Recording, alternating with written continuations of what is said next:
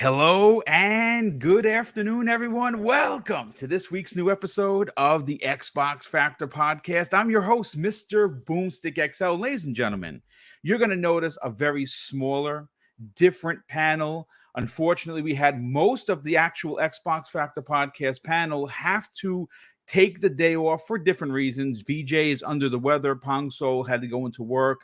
Josh, N64 Josh, had something to do also. And Mav, it just so happens that everyone had real life stuff. But folks, we have an incredible show for you because we have two people that really don't need an introduction, but we'll get one nonetheless. That are here today to talk Xbox. One of which is making his debut appearance on Double Barrel Gaming. Infinite Umbra. What's going on, brother? Welcome. Finally, man. We've seen you on your podcast. We've seen you in the community. It's great to be working with you today. How are you feeling? I'm feeling good, Boom. I'm feeling great, actually. And happy to be here to chop it up with you guys. First time actually being on with Boxenberg and King, the King. And, I got to correct one thing, though. I was on one of your podcasts. Yeah, I think you were on. You might have been on Breakfast with Boom once before, if I'm not mistaken. So. Yeah. So actually, very happy to be back. Return. Yeah, absolutely. Love your program. I love what you do for the community as well. That's very kind of you to say, but it's great to work with you, brother, and love what you do. Don't sell yourself short. You're constantly tweeting. You're one of the positive ones in the community, and that's what this community wants, needs, and looks forward to. Negativity is so easy to do, to sell your brand, and you don't do that. And I love that about you. But listen, we're going to get into these topics momentarily. Let's welcome back Lord King Crocs, also known as King David. What's going on, brother? How you feeling? Hello, everyone. I hope everyone's wearing their Crocs. And I have at least 4 to 5 different personalities. So don't worry, I can add the rest of them for the rest of the show. Yeah, well, listen, it's great. It's great to have you here. And Crocs, from what I understand, I've never worn them. They are very comfortable. Let me tell you something, Boom. First of all, I'm starting a revolution. And where I was at on vacation this weekend, there was a Crocs store. I had a whole thing planned. I could have went inside the Crocs store because I was going to go inside the Crocs store, and just take some pictures and just be active fool. But boom, they are so comfortable. I convinced my wife to try them. She's like, "Oh, that's so ugly." I said, "Well, just try them. Try them." She tried them. She hasn't taken them off since. I believe it. I can. So comfortable. I can confirm they are comfortable. I have them as shoes for my backyard. So when we go outside, they are very comfortable. Yeah. No, listen. You got to have comfortable kicks. For me, it's Skechers. I love the Skechers. That's my brand. I'm gonna flip you over. Don't worry. Pause. Listen, I have no problem wearing my feet. But see, you gotta understand, my feet are huge, so it would look very awkward. I was size 13, boy. Yeah, me Come too, on, King. man. Me too. I'm size 13. It's ridiculous. You're only adding to my thought that we might be cousins, King. I'm a size 13 as well. Listen, like I told you before, we all come from the same plantation. Don't worry about it. We all exactly. But listen, ladies and gentlemen, welcome to the Crocs podcast. We better get a sponsorship, damn it. We better. Could you imagine some Crocs that says "Breakfast with Boom" on it, and you can the Xbox Factor podcast? Yo, listen, I'm working here. I like it. I like it. Well, listen, it's great to have you here today, brother. Definitely appreciate you taking the time to hang out. But let's welcome in Boxenberger. Boxenberger, welcome back to the program, brother. Glad to have you here. We got some big topics and some big opinions to go along with those topics that some people might actually find a little disturbing. Oh yeah. We have some controversial topics here today, and I can't wait to talk about them. It's always awesome to be on a podcast with Lord King Crocs and Infinite Umbra. It's awesome. We have played Halo before, but we haven't been on a podcast together. So I'm looking forward to it. And like you said, Boom, we have some big topics, so let's get right to it. Well, you know what, folks? First of all, let me welcome in. There's already 100 people here, which is amazing. To have that many people here before through the intros is extremely humbling. We are always very, very thrilled that people find what we say relevant enough that you guys and gals tune in for each show. And of course, I do 4 live shows. This week, it's only 3. We are doing today's Xbox Factor podcast. I am doing tomorrow night's primetime gaming, and we are shifting Friday's Breakfast with Boom over to Thursday, same time, 10 a.m. Eastern Standard Time. Friday is Mrs. Boom's and I 22nd wedding anniversary, so we're going to take the weekend off, have some family over, and just kind of chill. So Breakfast with Boom Thursday, 10 a.m. Eastern Standard Time.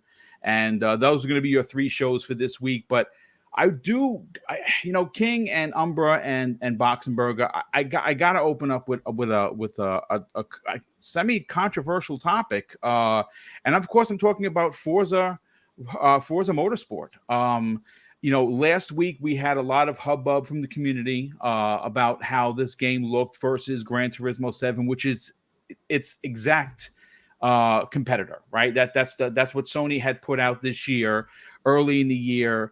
Obviously, it launched to a tremendous amount of controversy. The game looks last gen. The game plays like it's last gen, and on top of that, to add insult to injury, they literally clobbered the community with microtransactions, right? The microtransactions were nothing short of egregious.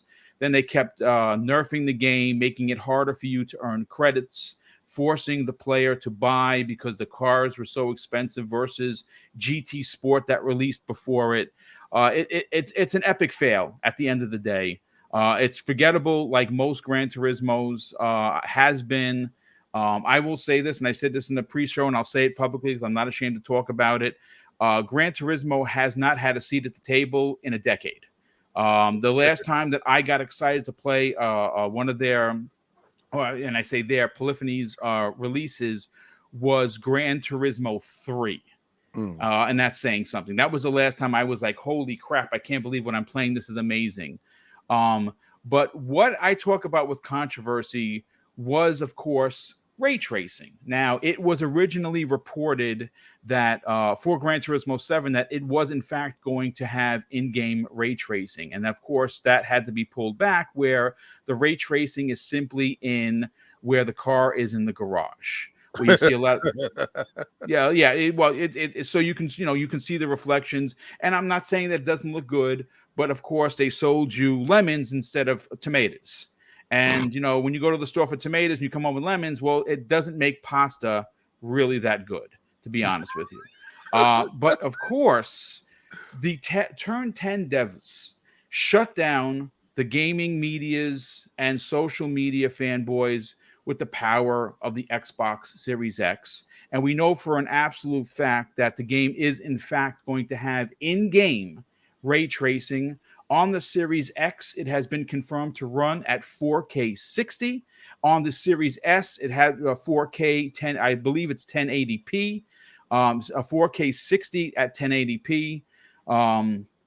Listen, little man is going to be what the takeaway from this conversation is going to be is little man, meaning the Series S, is going to have a product running better than you're getting on your PlayStation 5 or Gran Turismo 7. That's not that's a fact. That's not just an opinion. It's not me, jumping on, piling on the rabbit, so to speak.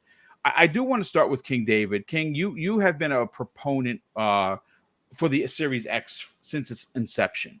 We understand that this is the more powerful console. There's just no doubts about it.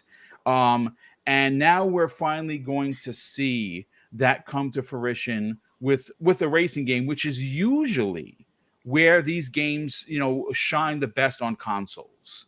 Now, granted, I do have to say this. This type of racer is a niche game. And I say niche not to be insulting, but it is a Sims racer. I'll play it. I'll probably put about a dozen hours into it. I don't know how much they're going to have changed to bring me back. I'm a Horizon guy more than a motorsport guy, but I don't have to worry about it because it's going to be in Game Pass day and date, and I'm going to be able to play it as much as I want or as much as I don't want. But I'm interested to get your opinion on what the devs came out and said. They came out there and they literally shut down any doubt to this game actually having in-game working while you're racing, ray tracing. What are your thoughts on this, King David? Well, I want to shut down a narrative that's going around talking about this is a niche genre, to be honest with you. The top 4 genres that sell the most is shooters, action adventures, RPGs, and racers.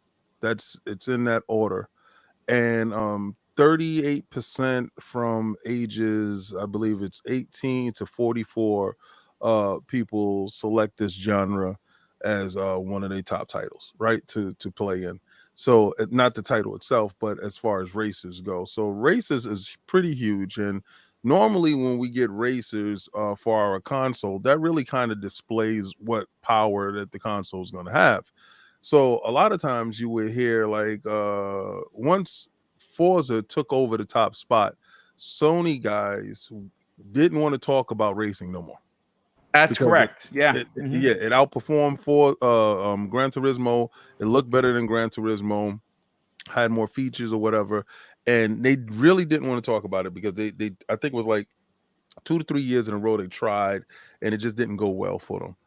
And then once Forza diversified and had Horizons, now you had a game that can play for anyone, and then you had the sim racer that can go up against their sim racer. So that's why they tried to do Gran Turismo Sport and all this other stuff. But regardless to what, these are big titles that represent large portions of our community. So when the developer comes out and tells you, Turn 10 tells you ray tracing is in the game, they watch, they see the disappointment, and they didn't want to let down Xbox fans because the expectations is ray tracing, right? That's what they were talking about before these consoles came out. Now, of course, we were in a pandemic, and we're in a situation where a lot of people weren't able to get to work, and remote working and all this other stuff that actually pushed back a lot of titles. This title is supposed to be out this year, and you can see from how Gran Turismo launched, when you launch a title that's not ready and should take the time out, things go wrong. So they taking the time out. The stuff is going to come out next year, but they're telling you and they're promising you that ray tracing is going to be enabled inside the game while you're racing, and not in set spots.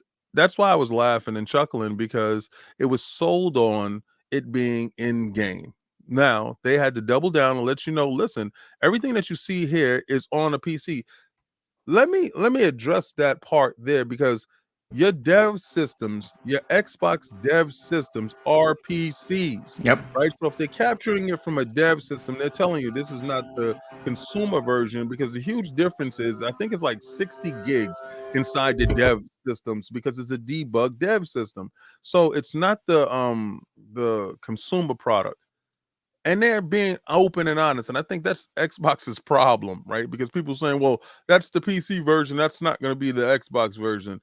Well, in the dev systems, every specification is made to the Xbox Series X, right? And then they scale down to the S. So sorry to pop your bubble and burst your bubble, but the game is going to look just like that on your Series X, and it looks phenomenal. I knew Turn 10 was going to perform in the manner that they did. If you had any doubt, just look at Forza 7, and I'm gonna tell you, Motorsport 7 looks Motorsport 7 at its current form, which came out, I believe, in 2017, is better looking currently than Gran Turismo 7, King.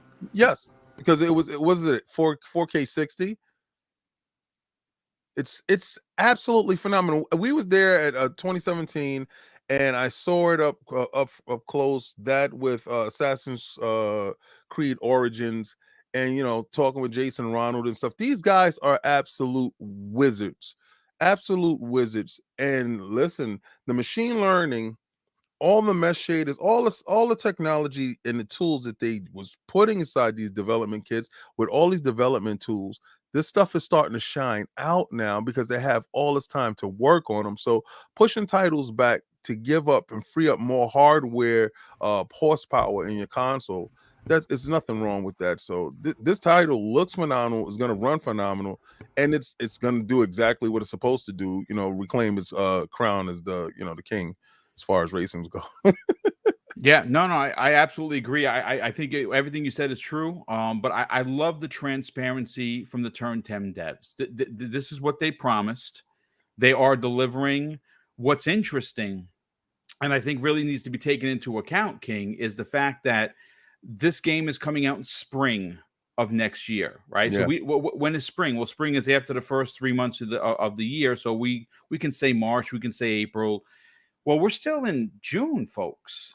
So they're going to be polishing and doing all of the adding more bells and whistles to make this game run better than it's ever had. Now, I think the game could have launched just based on what they showed, but they felt it needed more time. If it needs more time, then it needs more time. Am I disappointed? Sure. And we're actually going to get into a conversation once we let the chat kind of file in here. We're going to have an adult conversation about letting devs have all of this freedom versus having some direction. And I think that we have enough people here to actually have that adult conversation where we're not dumping on Microsoft. We're not being overly critiquing how they do business, but maybe things aren't working the way that they originally intended. And maybe some change needs to happen, but we will get back to that after we cover this topic. But I do want to go to my other special guest, Infinite Umbra. This is a conversation that I saw go completely off the rails on social media. You had people overly hyping the game. You had people underly hyping the game. You have people like us that are going to come here and have a good conversation and say, hey, listen, I don't think there's anything to be concerned about. This game is in good hands. Turn 10 is probably one of the finest studios that Microsoft has in their stable of studios, right along with Playground Games, and they have yet to make a bad racing game. This game looks like it's going to hit on all cylinders, specifically on graphics. And what's interesting is we're finally going to get a chance, Umbra, to see the power of the Series X and get that ray tracing while you are actually racing in the game. We saw some of the screens where they showed us the one camera view, and some of those reflections were just mind-bending. What are your thoughts about the developer actually coming out here and saying, hey, folks, listen, this is what we promised, this is what we're going to deliver? I thought it was impressive because previously, even on our podcast, we had talked about, actually, I even pointed out during the showcase where it seemed like they were kind of mincing words on the whole ray tracing thing. It was like, wait a minute, he said it this way.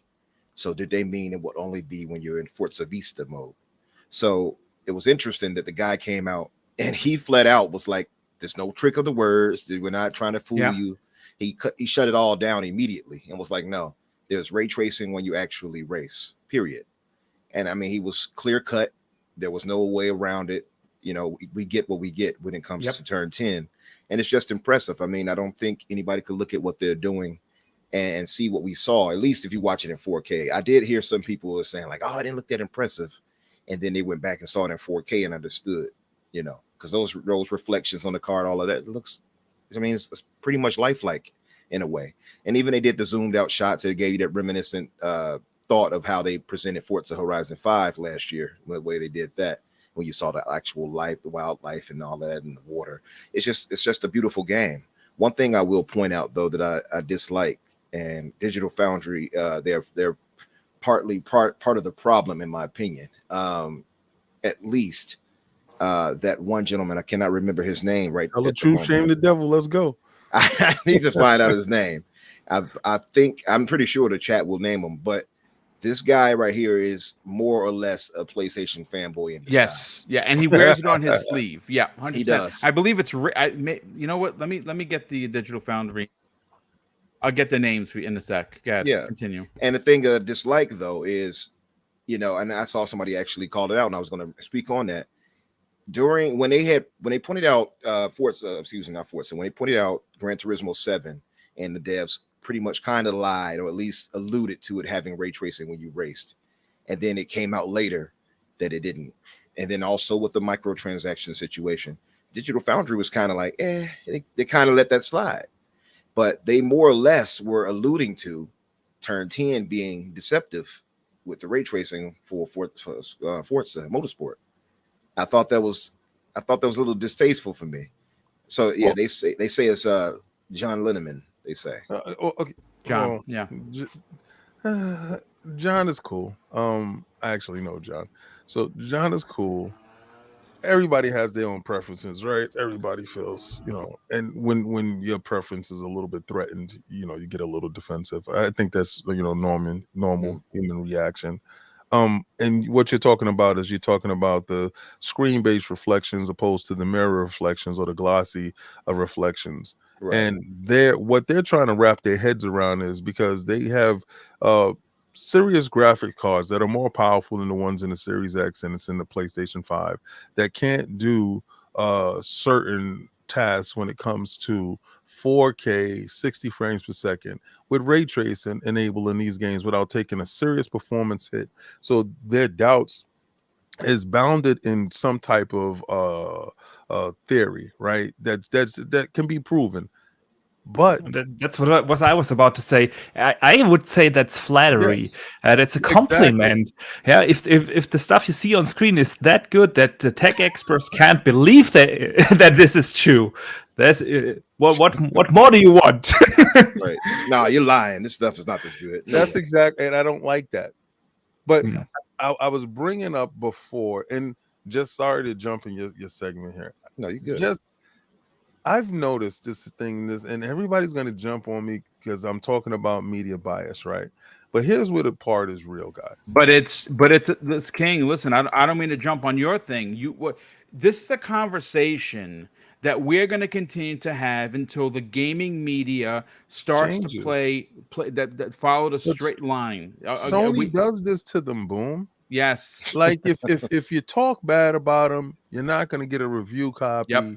You're not going to get the, they cut you off at the ankles. That's a known fact, King. This for sure. So dudes act like I'm talking out of my anus, and I'm not. I'm actually telling you you know what? Some people don't want their integrity questioned, right? Oh no, I won't give a good review or I won't say something good because this has something to do with my integrity. Right. It also has something to do with your livelihood and putting food on the table too, bro. Yep. Mm-hmm. So if you cut off the water, are you gonna die of thirst? Of course. So you're gonna have pause when it comes to saying something bad about that faucet. That's true. This is just common sense. I learned this from David Jaffe, and I love that guy. I swear to God, I love that guy. Because he said that stuff that he's able to do is because financially he's in a position to do so. So a lot of people think that, and he tells you, he warns you, don't do what I do because financially I'm in a position that I can say the stuff that I can say. Listen, you can't yell out against the machine if you're not financially independent.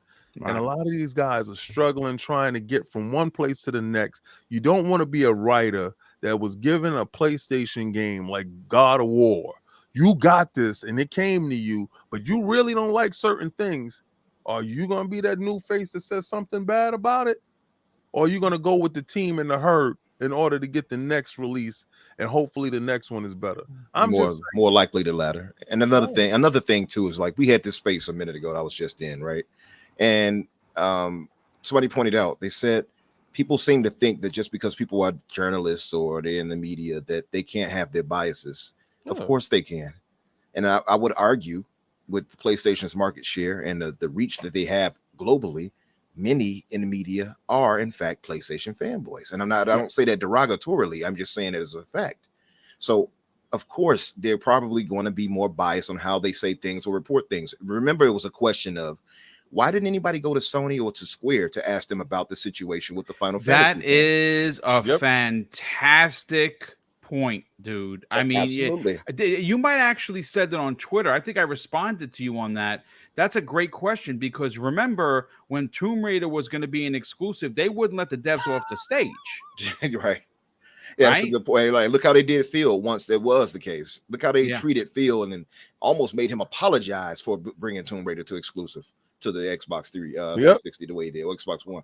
And the thing I dislike is the double standards. You know what I mean? But when it was a situation with Final Fantasy, so I listened to Destin Legary the other day. He was on Colt's show, great show by the way, with Gaz and Colt, and they asked him that question. Somebody in the chat asked him that question. So his response was, he's not part of the news team, so he doesn't quite know the information on that. But he said basically these guys are doing investigative journalism, so on and so forth. And that how do you know they're not asking that? Well, we don't, but we do know that. And he said that typically they probably get a response of no comment. I would take that over nothing. Me personally, at least say you asked them, so I would know that you did ask them, versus me assuming that you're being biased, because IGN is not the most respected when it comes to people thinking of them not being biased. I don't think I'm wrong in saying that. No, you are speaking truths. Yes. That's why you're supposed to go to lordsofgaming.net. Yeah, absolutely. I prefer that over IGN anytime. The problem with IGN is that I haven't seen investigative journalism from them in years. They have become that site that just reports on the news, and that in a very biased form. I want to just say this, so I say it. So understand that no one is responsible for what I'm about to say about IGN, because I don't get anything from them, and nor do I care to. Okay, IGN is the tabloids, like the Inquirer. that is what IGN has become. They used to be. Let me tell you something. You think I'm just saying this because I have a platform and I'm an a-hole?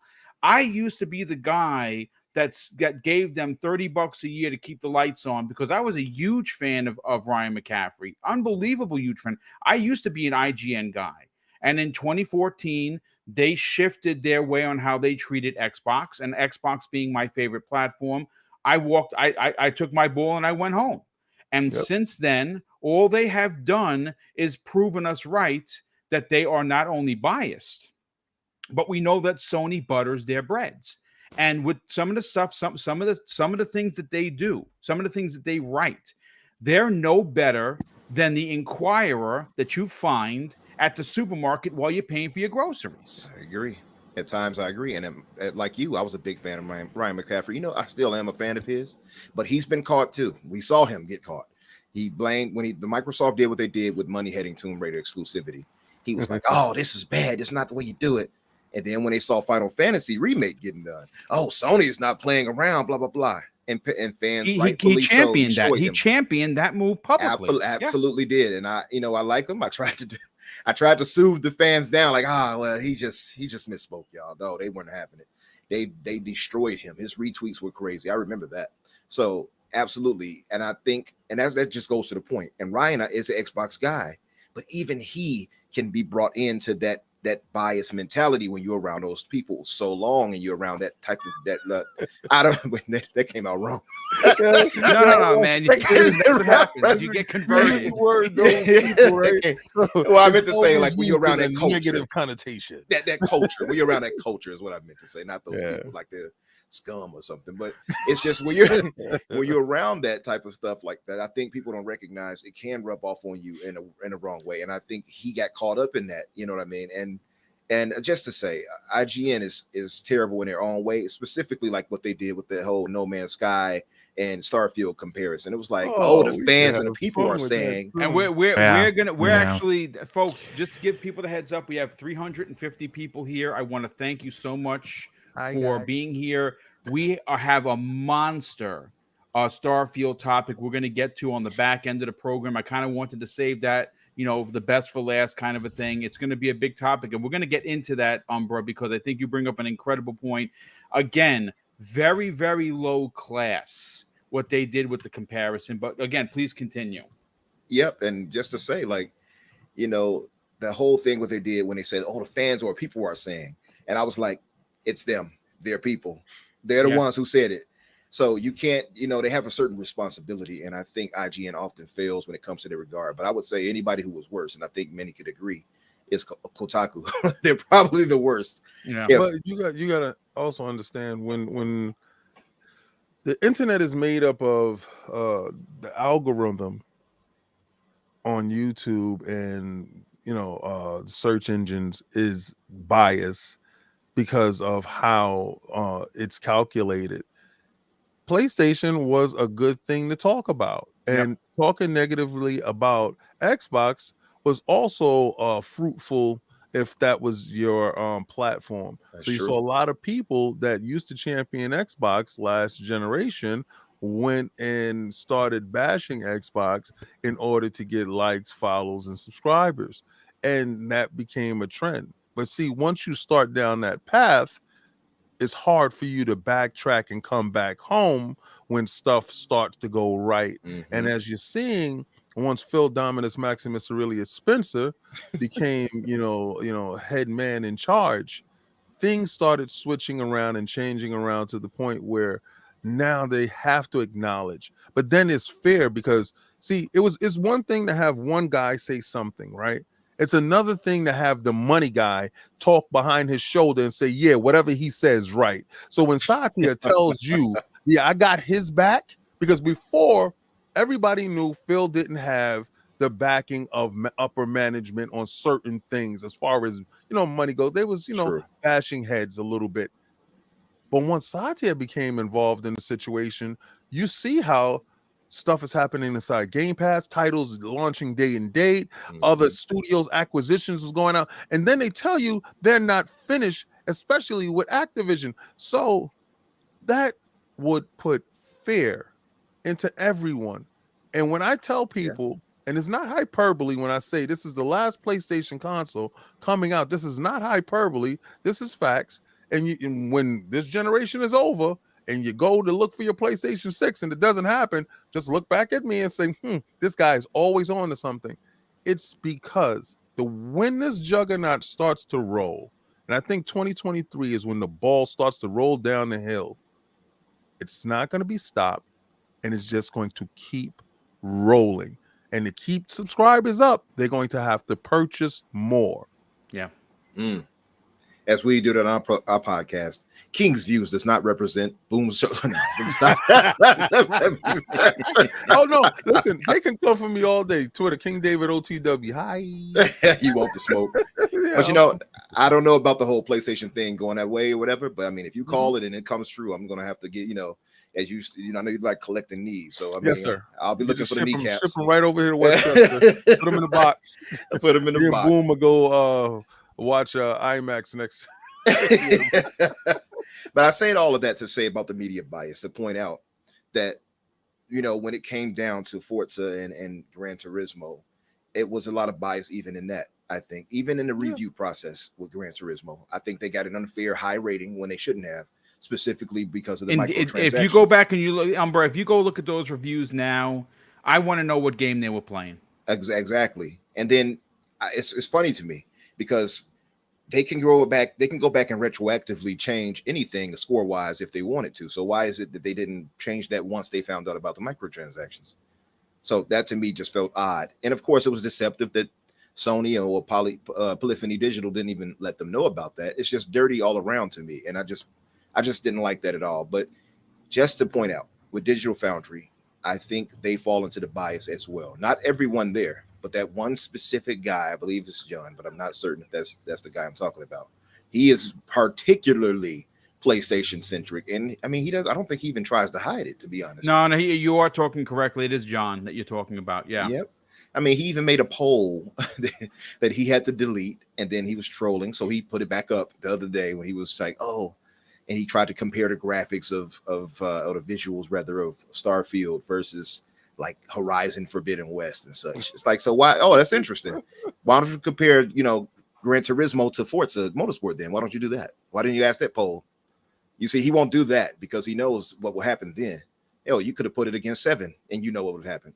So, but he doesn't do that, but he'll do something that he knows is going to be something that's going to trigger, the Xbox fan base and fanboys, and it's going to put that Sony product, in a good light. So I just found that a little distasteful. But all of that leading back to Forza, as you were saying, Boom, it's just what they've done, turn 10, is just impressive all around. And they're not going to get the credit that they deserve, unfortunately.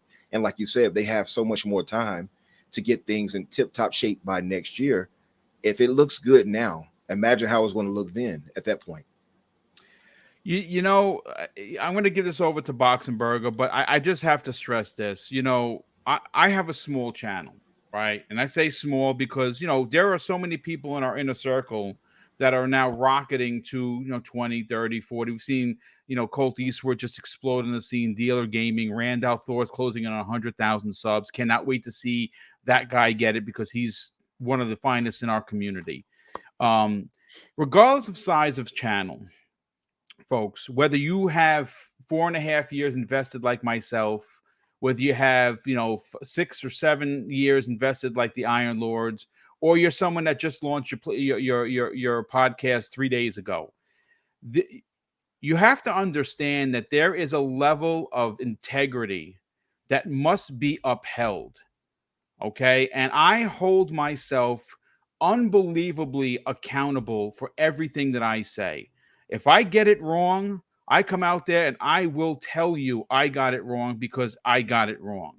What we saw happen with specifically to what Umbra was saying with Digital Foundry is gross. It's gross because it continues to happen. It's gross to see what happens with IGN when they do these ridiculous polls and they toe the company line for Sony. The only thing I can say to you is don't click on these nonsense stories. I won't. If I see a ridiculous headline, I will mention the headline. I will not click on it. I will not give them what they're looking for. That is a fact. Don't support their podcast. Don't listen to their shenanigans. Find a podcast with people like the Iron Lords, like Umbra's Cast, like Dealer, like Rand and Jez, and so many more, that are out here, fighting the good fight for Xbox and actually giving them smoke when they deserve it, but giving them the praise when they also deserve it. But listen, let me rewind this and give this back to Boxenberger. Listen, behind the scenes numbers more than just about anybody, and it goes into the production that goes with your videos, each and every one. We talked about that in the pregame. Unbelievable stuff. To see what Turn 10 is doing already, and to know that they have 9 months potentially more of development time. This might be the greatest looking racer, potentially looking and controlling racer in the history, even out-dueling Horizon 5, which is a masterpiece in its own self. What are your thoughts on this, Boxenberger? I mean, a lot of my thoughts have already been said, honestly.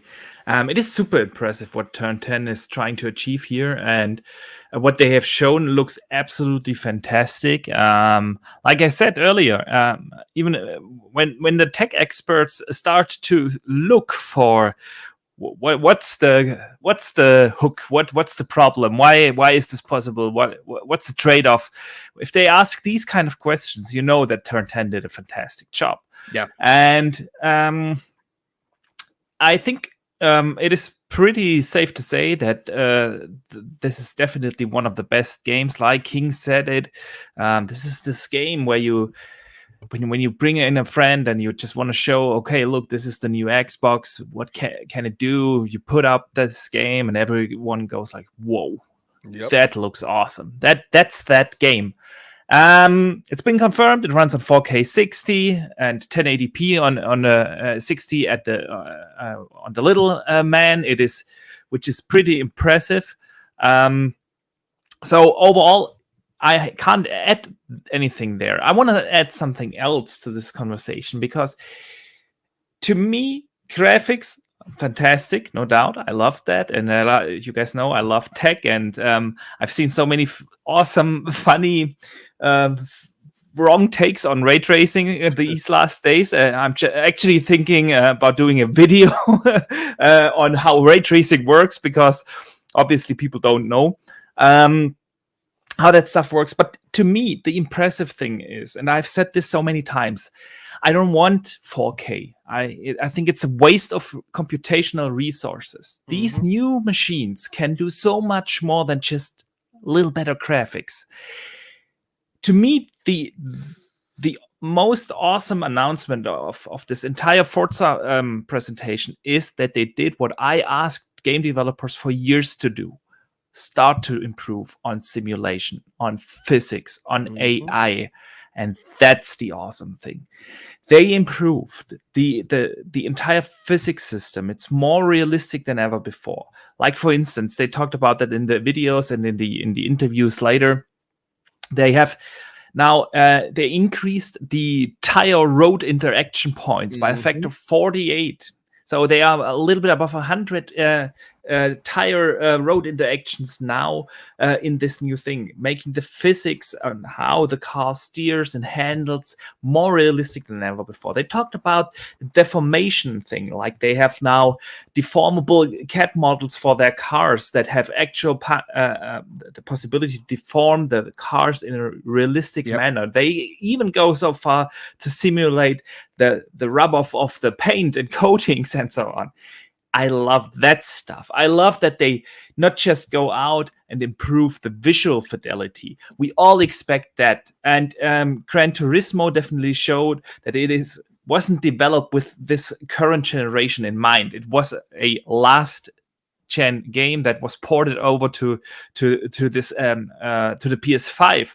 But this game was developed from the ground up, and Turn 10 took their time. They took now. When we assume it comes out? It comes out in spring 23, so that's a little bit more than 6 years now, or roundabout, not close to 6 years that they took to develop that, which is pretty awesome. They developed that engine from the ground up with this current gen hardware in mind. As much as I love ray tracing and the FPS, for me the outstanding thing is that they focus on better simulation, better physics, better AI.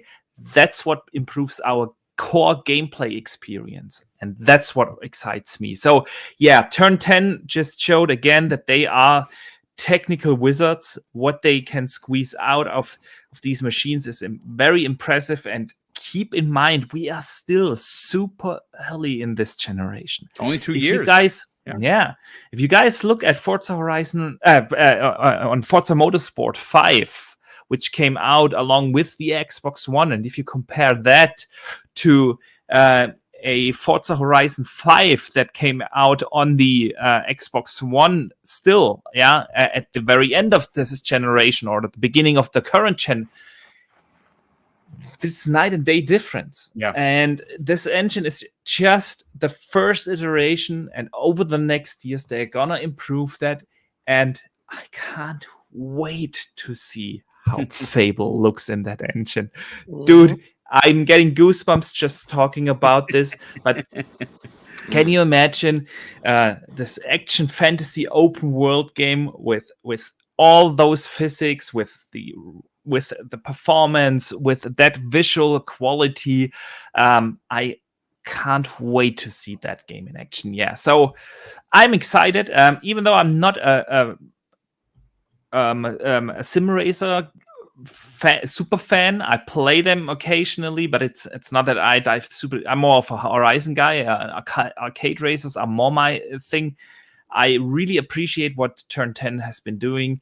Can't wait to see Fable. Can't wait to see the next Forza Horizon. It's going to be awesome. This generation is finally going to start, and this is the first true showpiece of this, of what the current gen consoles can do.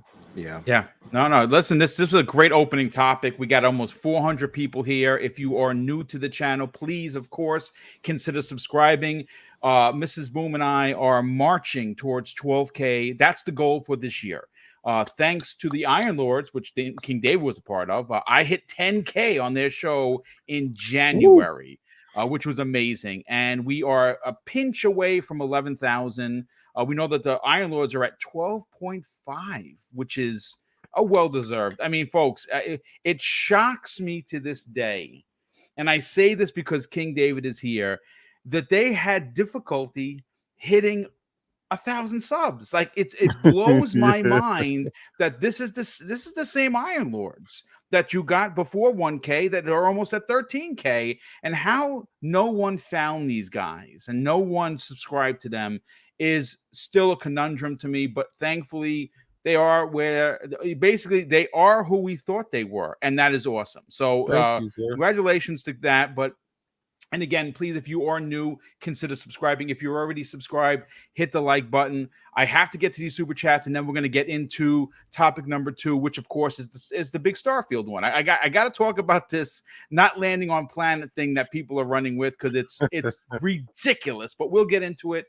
Let me break down the super chats. The first one of the day comes to us from a very good friend of the program, generous friend of the program, Drawn TJ, drops a $5 super chat and says, "Morning, guys. Microsoft is going to destroy Sony starting next year. Xbox will be in first. High Umbra. Oh, cool. Thanks for that, brother. Definitely. And I think that next year is going to be a powerful year for Xbox. But it's again, we got to get there. I hate saying, hey, wait till next year. Yeah. We got to say it again, folks. But we understand. We do know what's coming in 12 months.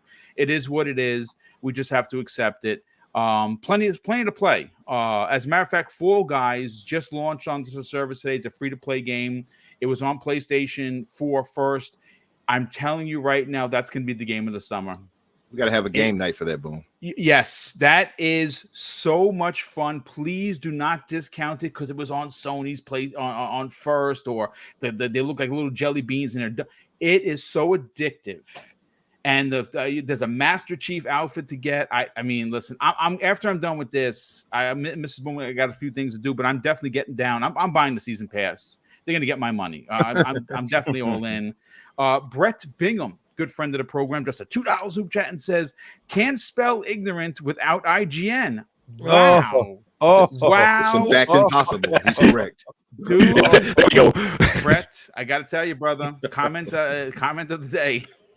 I may actually have to use that, and I'm going to give you credit. On the bright side, good drops a very generous $10 super chat. Well, on the bright side, welcome and thank you for the generosity. He says shooters, racers, and open world adventures are my favorite in that order. Forza 7 is incredible and accessible. Can't wait for F8 and Starfield. Boxes have been checked. Thank you, and I agree with that. Doovy drops a very generous $2 super chat and says, hit that like button, y'all, and thank you for being here, Doovy, and thank you for the generosity. And Wolf in Darkness, good friend of the program, he drops a $5 super chat and says, what's up, Boom? Great panel. Question to King David. Why Pony stop talking about how many exclusive Xbox will have? Well, the reason why they stopped asking that question is because, well, there's going to be a lot of exclusives that they have. King David, let's get to a topic I believe we're going to spend some a minute or two on, and that is the controversy behind Starfield. There is a little game called No Man's Sky, and that launched originally as an exclusive to the PlayStation.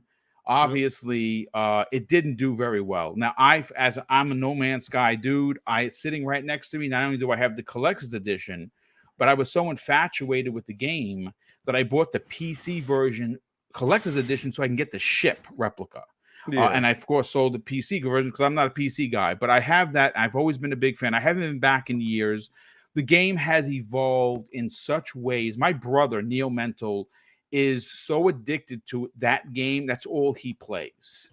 As addicted as he was to the Division or, of course, Destiny, that's how much love he actually has for No Man's Sky. Now, one of the things that we've known for years with No Man's Sky is you can land on a planet manually and jettison off a planet manually. And apparently that ability has been removed from Starfield. Now, Todd Howard actually broke down why he did that, and he basically said that it was wasn't necessary for the enjoyment of the said fans. And of course, this is a running narrative, King, that the game is not as good as a game that came out a bazillion years ago. And I think that in that conversation, you're going from a living, where you're building things versus an actual RPG that has 1,000 planets, that has, thousands and thousands of dialogue choices and conversations, hundreds of NPCs that you can miss and you can meet. I think that they're two different games. There are two different games, but I just want to get your opinion on this. I think I've seen places like IGN running with this story, and I think Umber brought it up that No Man's Sky landing, having landing on and off the planet is a better game than a game that they haven't even played and only saw.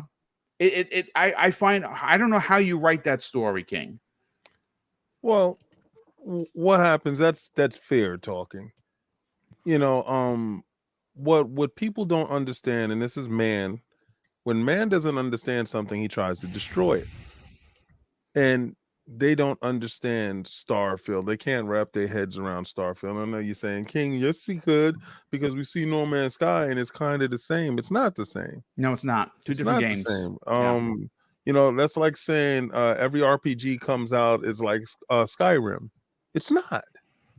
Right? You're talking about a game where the whole thought of the premise of the game of No Man's Sky, and I play No Man's Sky, and I drop in from time to time because when it did launch, it launched really, really broken, right?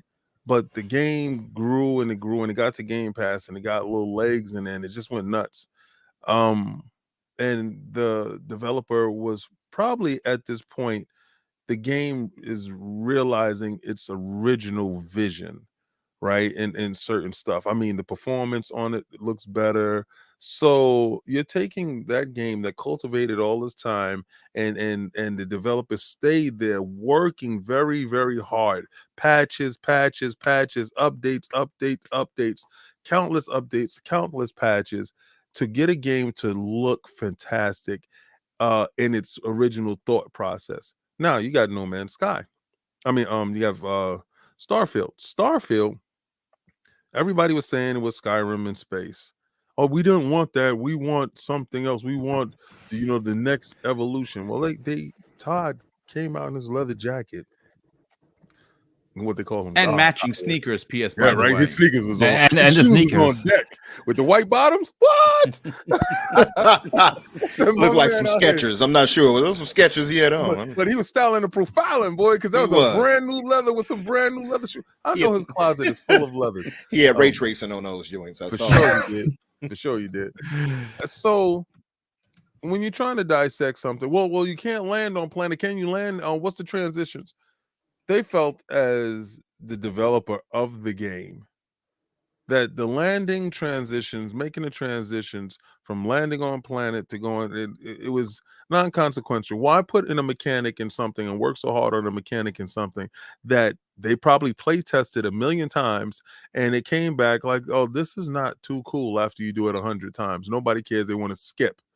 Right. So if you want to skip and they find through their research that aspect doesn't fit their game, this isn't No Man's Sky 2.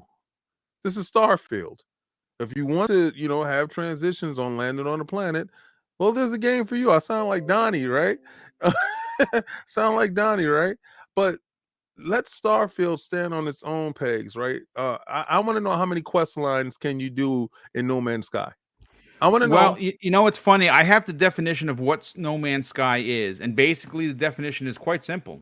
It is a survival game. That's what it is. It does have quests. Yeah. It does have things that you have to initiate yourself. It does not have an RPG element. It has single player. It has multiplayer. It is considered in the genre scope of things an action adventure survival game. Whereas, of course, Starfield is an action adventure RPG. Which it's a narrative-driven RPG, and one is a survival game. Yeah, that's like when you compare, I don't know, DayZ towards, I don't know, a Witcher or something like that. It's ridiculous. Listen, I was always wondering, why is nobody bringing up a different comparison? Now, let me tell you something about Starfield and ask you which game comes to mind. Mass Effect. You have there you go. Yeah, right. Why not? I mean, you have tons of planets. You have like a deep RPG system. You have a narrative-driven experience where your choices, matter to the outcome of the thing. You have different alien races. You have different factions. So, and you can mine for resources on planets. If that doesn't sound Mass Effect to you, I don't know why they don't want to bring up Mass Effects. I know exactly why. You tell me why, sir. Tell me why. So, because Mass Effect is generally considered a masterpiece, and the ponies don't want to compare Starfield towards a masterpiece. They want to compare that to a No Man's Sky, which took like 4 years till all the bugs were ironed out. They want to compare it.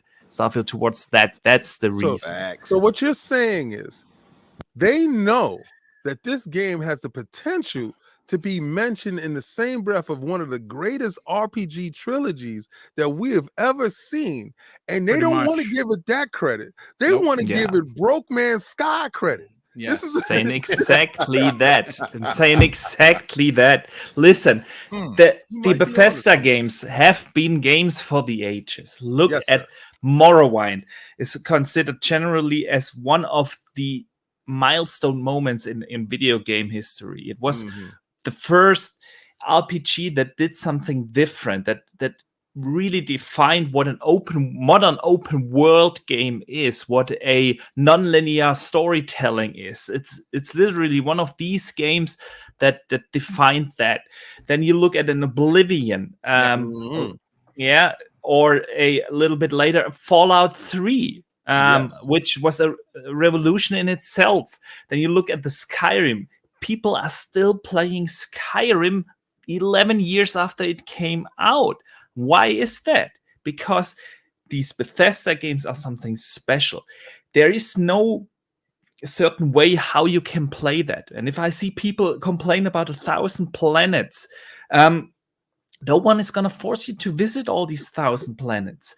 They just don't. And the people complain about the base building. No one is forcing you to do base building. People complain about collecting resources. If you don't want to focus on crafting, you don't have to. Bethesda games have always been about choice. I know people that played Skyrim for 1,000 hours and they haven't finished one of the two main quest lines. And I know other people that were like, I've played Skyrim for 20 hours. I finished it. Yeah, well, that's how different the experience can be for everyone. And if I see another one saying something about the 1,000 planets, just Todd Howard literally came out and said, of course some of them are empty. I mean, look at our solar system. Like, dude, we have 9 planets, and yes, I'm counting Pluto again as a planet, and only one has something going on. The other 8, you can, So just, of course. But that's what it is. It is about discoverability. It is about your choice, how you want to play the game. That has always been the core experience of a Bethesda game. And that's why it's really, really not like you need to compare it to a No Man's Sky. Rather compare it. Todd Howard compared Starfield to, and said that Skyrim in space. Others like me compare it to a Mass Effect mixed in the Bethesda formula. That's what that game is. It is not a something. Boxenberg, you said it all right, and it warmed my heart because Oblivion is in my Mount Rushmore of games. I absolutely agree. Absolutely. Ever. And you hit everything that you hit it so far on the head. I'm like, wow, it's amazing how games can speak to all of us, and sometimes we can relate to the same way, right? But you hit it on the head, and the whole argument about 8,000 planets. Now it's bad that you're going to have extra content. Now it's bad that you're going to have more. Before, yes, that's it. How the narrative change. Please elaborate on that, because I was always under the impression more is more, so more is better. And I don't know if this is, and again, this is not to sound like a fanboy here. So I love Sony's first party games, but I know what I'm getting myself into. I'll put 30, 40, sometimes 50 hours in their single player game because I like looking at everything. I like finding every collectible. But I know what I'm going to get. If I want to do a quick 20-hour story, I'm going to get it. I'm, as they quote unquote, the one and dones. I own a PlayStation 5 for all of those games because I am a single player, selfish gamer. I like the selfish single player. Put my headphones on, lights off, story invested character, and Sony delivers that, and it's great. But I've been hearing that, Umbra. I've been hearing 1,000 planets. Is that all? Is that all? I've heard that. I heard people. It's one either is at all, or is it too? It's going to be all barren, or that's too much. That's too big. And Boxenberger just hit it on the head. You don't have to go to those planets. Nope. Do your 40-hour. The campaign they already spoke on said it's going to be 40 hours. That's just the main campaign line. Yep. That doesn't even speak to the side missions. When Bethesda gives you games, they're generally, like Boxenberger, he touched on this. They're generally genre defining. So I don't know how all of a sudden now that because Bethesda is now with Xbox, they've lost all their creativity and an ability to make great games. That's the point. We wouldn't have any of this discussion if Starfield wasn't Xbox exclusive. If it was not exclusive, none of these complaints would be happening. Yeah, and even from these influencers and such who are doing all of that. Because I even saw somebody like, and I like her. I don't mean this to single her out, but Alana Pierce did it. 1,000 planets. It's like if I went through what the games you played and talked about, I guarantee I can find a contradiction in those words. But on top of that, these are 1,000 planets. They talked about them being barren. That's another issue I had. So they were saying, well, they'll be procedurally generated, a lot of these planets. I'm like, yeah, you expect them to properly handcraft 1,000 different 99% of these people that complain about procedural generation don't even know what it is. It is just they use it just as a buzzword to throw it out there. They have no idea what it is. And if anyone is interested, ACG put out a fantastic video about this, explaining this. Mr. Matty Plays actually touched on it too, Boxenberger, and he spoke about how Oblivion, mind you, on my Mount Rushmore, was procedurally generated. They just simply built on top of it. Who's to say they're not going to do the same here with 1,000 planets? For a lot of them, at least, not all, because some of them should be barren. It's freaking space. We would expect them to all have civilizations and such. So of course, and so people don't know. You're right. Even I was not keen on some of this stuff, but yeah, procedurally generated does not mean that they don't go on top of it and add some structures themselves. They've already shown us the ability to have outposts. If they can do it for us and give us such a powerful tool, you don't think they have something even more powerful in their end that can do that, in fast faction style or whatever? Of course, I think they get it confused with randomly generated dungeons, right? And normally when you heard that back in the days, it was a tool that was used, and for some developers use it effectively, some didn't, and it was a lack of content. And sometimes, quest lines were broken because of the randomly generated dungeons that were never the same when you went inside. You didn't have the ability to use your map that you already crafted, like your books or whatever, and go for one specific place to get certain things done. Some guys are creatures of habit. Some guys need the randomness. And when you hear certain words that you're really not familiar with, like I said, man likes to destroy stuff that they don't understand. And they don't understand that procedurally generated landscapes is something completely different than randomly generated dungeons, right? What they're trying to explain to you is that the engine that they have is so robust that they will give you a landscape to the planet. Now, the locations on the planet will still be there. They're in the exact same spot. So you can, if you had a strategy guide for it, you can go to this spot, right? But the landscape is procedurally generated in order not to have the same textures and stuff like that all over the place. It's and simply to speed up the development process. Like, think about let's think about an Assassin's Creed game, Assassin's Creed Odyssey or Valhalla. You have this giant open world, and then you have like these cities. If you really wanted to build out the entire landscape in between those cities manually, you would need millions of work hours, or you have a good AI that just generates you this landscape, and then you just check it. Does it look good? Do we need to change something up? But that's procedural generation. And of course, if you have 1,000 planets, you need that. That doesn't mean that you don't have the handcrafted stuff. They literally said it in this game is more than 40% more handcrafted stuff than in any other game they have ever done before. They have 220,000 text lines. That's more than Skyrim and Fallout 4 combined. Yeah. This game has handcrafted content. People just don't know what. Yeah, you know what? I'll let you continue in a second. There are 2 points that I want to bring up. One, I have to say, hearing this from Alana Pierce, I'm disappointed, and I'm going to say why. This is clearly her picking a side. We know she works for Sony, right? She writes stories. Now, maybe she's not a quote unquote developer, but she's been in the business long enough to know that what she's saying is rubbish. And that's the disappointment. Like you're clearly trolling, or you're picking a side because you work with Sony. That's cool, but you're not being truthful. And here's another thing for anyone. There's a couple of knuckleheads that I had to time out in the chat that think that Starfield is garbage.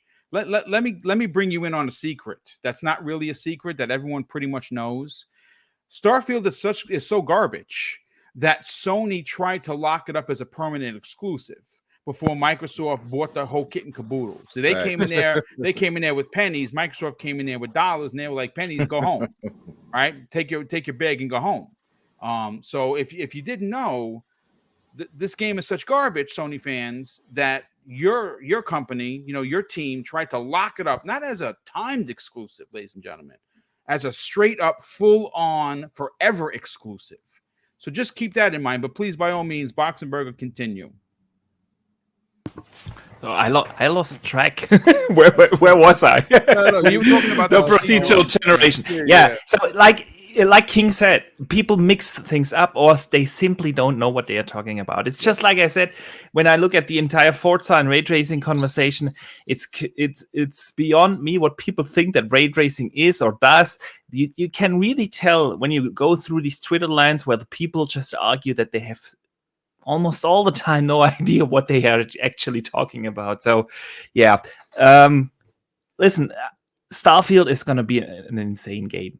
This is really, like I said, it's something that will be a game that we will play for years, especially with the modding community out there that will keep this game alive way beyond its planned lifetime. So Starfield is going to be awesome. I can't wait. They have been working on that game in the conceptual phase for so many years. Yeah. Mm-hmm. Yeah. I just dislike the narratives that come around games, specifically for Xbox, and that's why I try to stay positive like that. Boom, I'm an optimistic guy in general, but I just despise the nature of how people can try to talk down something that we all should be, speaking up about, since we love games, right? And they do it so often that they don't even hear themselves or see themselves. So, like was pointed out, had Bethesda not been acquired by Microsoft, these same guys, these same ponies, will be here praising the game. You would never have heard these things they've been saying. Never, not once. Even I would say, so far as IGN doing a comparisons to No Man's Sky, then some in the media too. What's wrong with comparing it to No Man's Sky? It's blah blah blah. Yeah, we get it, but that's not why people are comparing it. They're using it as me and Kay Asante spoke on his podcast. They're using it as a pejorative. They're trying to use it as a way to tear down the game. We all can see it's pretty clear. And even when they spoke about you can't travel from the planet into space, that's disappointing. Everything is trying to be so negative. Listen, if I can go to 40 plus hours of gameplay in the main story, the side missions, and then I have 1,000 planets optionally I can go to, do you think I want to fly and land on all those planets? I can tell you right now, I don't. Yeah, that's exactly the thing.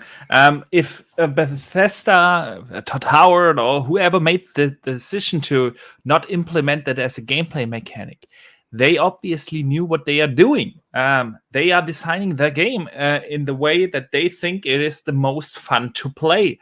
And it is not for us up to judge, like, does this game need that certain mechanic? I find that we see these kind of conversations often these days. Like, why doesn't this game have this or this feature, technology, this mechanic, whatever? Usually that's a game design choice. And if the game designer just thinks it doesn't fit, or it is not fun to do that in that game, like landing on a planet or taking off a planet. It's probably fun the first time and the second time, but then it takes you like 10 minutes to land on a planet, to find the proper spot, to maneuver your ship there and position it properly and whatever. And you just lose a lot of time when you're exploring 1,000 planets, doing stuff that is totally mundane. I'm not trying to play Flight Simulator Spaceman. I don't want to. I just want to land on this planet. Exactly. So it's a design decision, and we have only seen like 14 minutes of gameplay of that game, and from that part, from that little vertical slice that we have seen, I wouldn't dare to judge if that game is missing something or isn't fun to play because it doesn't have this or that mechanic. Let's wait till we have the game in our hand, and then when you have played like 120 hours and you just started finish the first main mission of that game, then tell me, do you miss landing your ship on a planet? Right. Then you can judge that in a fair manner, but now you just no one can. When I have the mods of my I'm sorry, King. I was going to say when I have the mods of my Millennium Falcon, I'm not trying to hear what anybody else is talking about. Dude, I will spend whatever it takes to rebuild the Normandy. I will fly a Normandy in that game. Well, you know what's funny, guys? On the planet, I'm going to throw on No Man's Sky. Take off and land, and then put back on. There you go. Quick resume. What's interesting, and one thing that they haven't discussed, and again, being that we're on this, we just brought it up. That actually, PTK Blam, who is an amazing community member. Yeah. If you're not checking out that dude's podcast, you're missing out on some good quality stuff. He does his podcast. I believe it's Saturday evenings. He has an incredible panel that includes Pong Soul. You should definitely check it out. He did a poll. He put up like he normally does. He seems to get a tremendous amount of takers for the conversation he brought up regarding what ship that do you want to see. And one of the things that they haven't talked about, which I'm hoping does make its way into the game, is if you look at Forza, like for instance, take like Horizon, right? You can go and you can find designs of thousands and thousands of designs, paint jobs for a specific car that you like driving. I have a few Star Wars ones that are just, I can't believe they're real. Like someone actually made this. It's mind numbing how incredible it looks. I'm hoping that, community generated ships make their way into this game that you can turn around and instead of designing one yourself, which is going to be fun. Everyone's going to enjoy doing that the first time, get the achievement, make your own ship. That's awesome. But I'm hoping that there's going to be the ability, not so much with the modding community, because the modding community is going to be ridiculous with this game. There's no doubt about it. But I'm just saying as a general way, hey, listen, you can get this ship by just pressing the download button. I hope that does come into fruition. But that's going to be my question, Boxenberger, to the panel. And, of course, to the chat. We have over 425 people here. What ship would you want to see? And you just said it, Boxenberger, the Normandy. Is that something you'd love to fly around in? Oh, absolutely. And I mean, they let you customize the ship in a very, very detailed way. They have showed that in the show at the showcase. I'm not sure about the paint jobs you mentioned, but I would be surprised if you can't at least change to a certain degree the coating on that ship. And yeah, I will definitely try to rebuild the Normandy, and I bet that this is going to be one of the first mods that will be out there. To me, the big question, Boom, is if I may also ask that to the panel, do you guys think we will see mod support on console with that game in full manner? Because in the last on the last console generation, in the Xbox One generation, we only had like mods that were up to 5 gigabytes, so it was kind of restrictive. Do you think we will see them opening up the system to have full proper mod support? Interesting. I don't think they can go too far with it, unfortunately. But why that? Why is probably, that? Probably even for safety issues. It'll probably lead to like hacking and all that type of stuff. But if they have any mod support, well, they're going to have mod support. They had it in the previous games. They're going to have it in this one. I think it's a foregone conclusion. But I think we'll have enough where we can get some of those ships at the very least. And I think something that would be cool to make would be, obviously, like I said, the Millennium Falcon. I think that's on most people's top of their list. I would also say maybe the USS Enterprise. That'll be. Oh man, why you jumped at the come on, man. Oh, come on, man. I was like, they doing enough talking and nobody talking about the Star Trek Enterprise. Oh man, I want to be Captain Kirk so bad.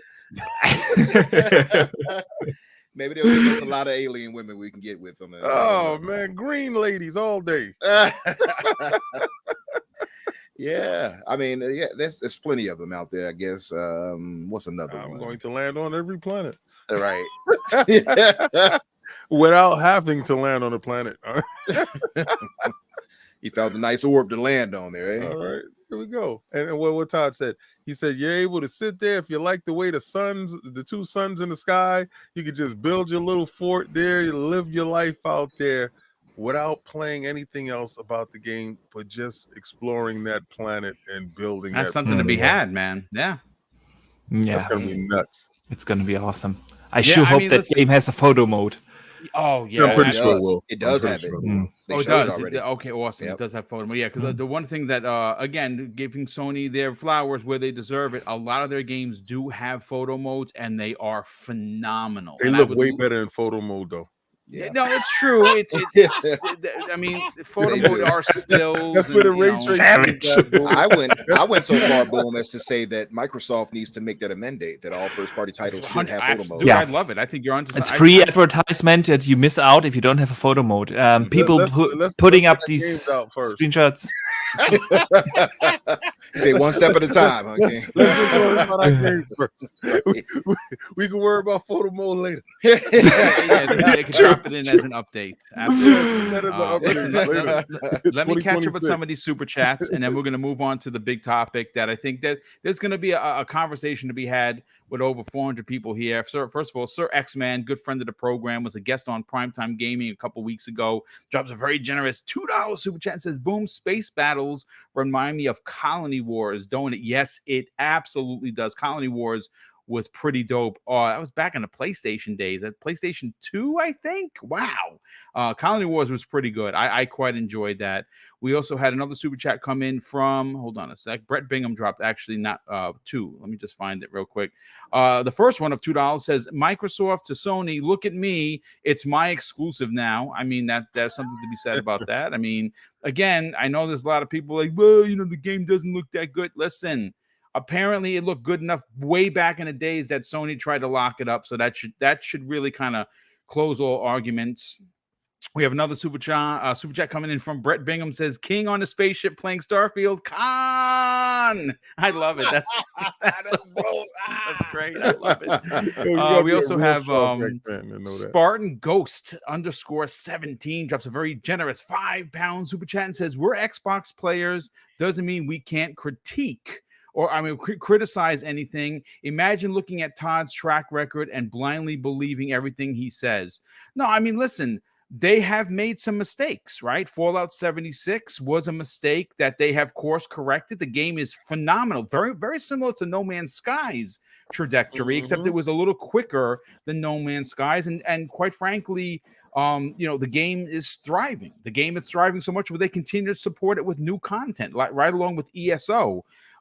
Just to point out, Boom, by the way. That was not Todd Howard and his main team. That was not. That was the secondary team that did that. That is correct. People keep trying to use that as a bludgeon against him, but it's like that wasn't really him.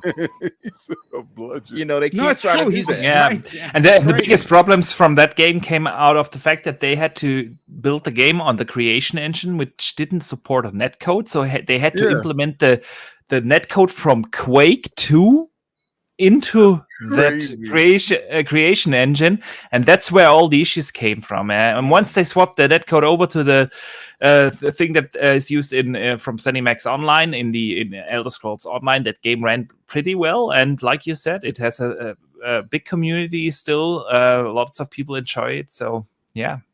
And then look at their track record too. Yeah, look at their track record. Like that's the thing that when the people used to complain, well, how can you all get excited for Starfield? We haven't seen anything. Because we know the pedigree. We know the pedigree behind Bethesda. So if they have legendary games that just transcend generation after generation. Facts, exactly. Yeah. I still I'm from the Show Me State of New York. But no longer St. Louis. Listen, man, like I told people, they were putting too much on the shoulders of this game. And and Redfall to an extent.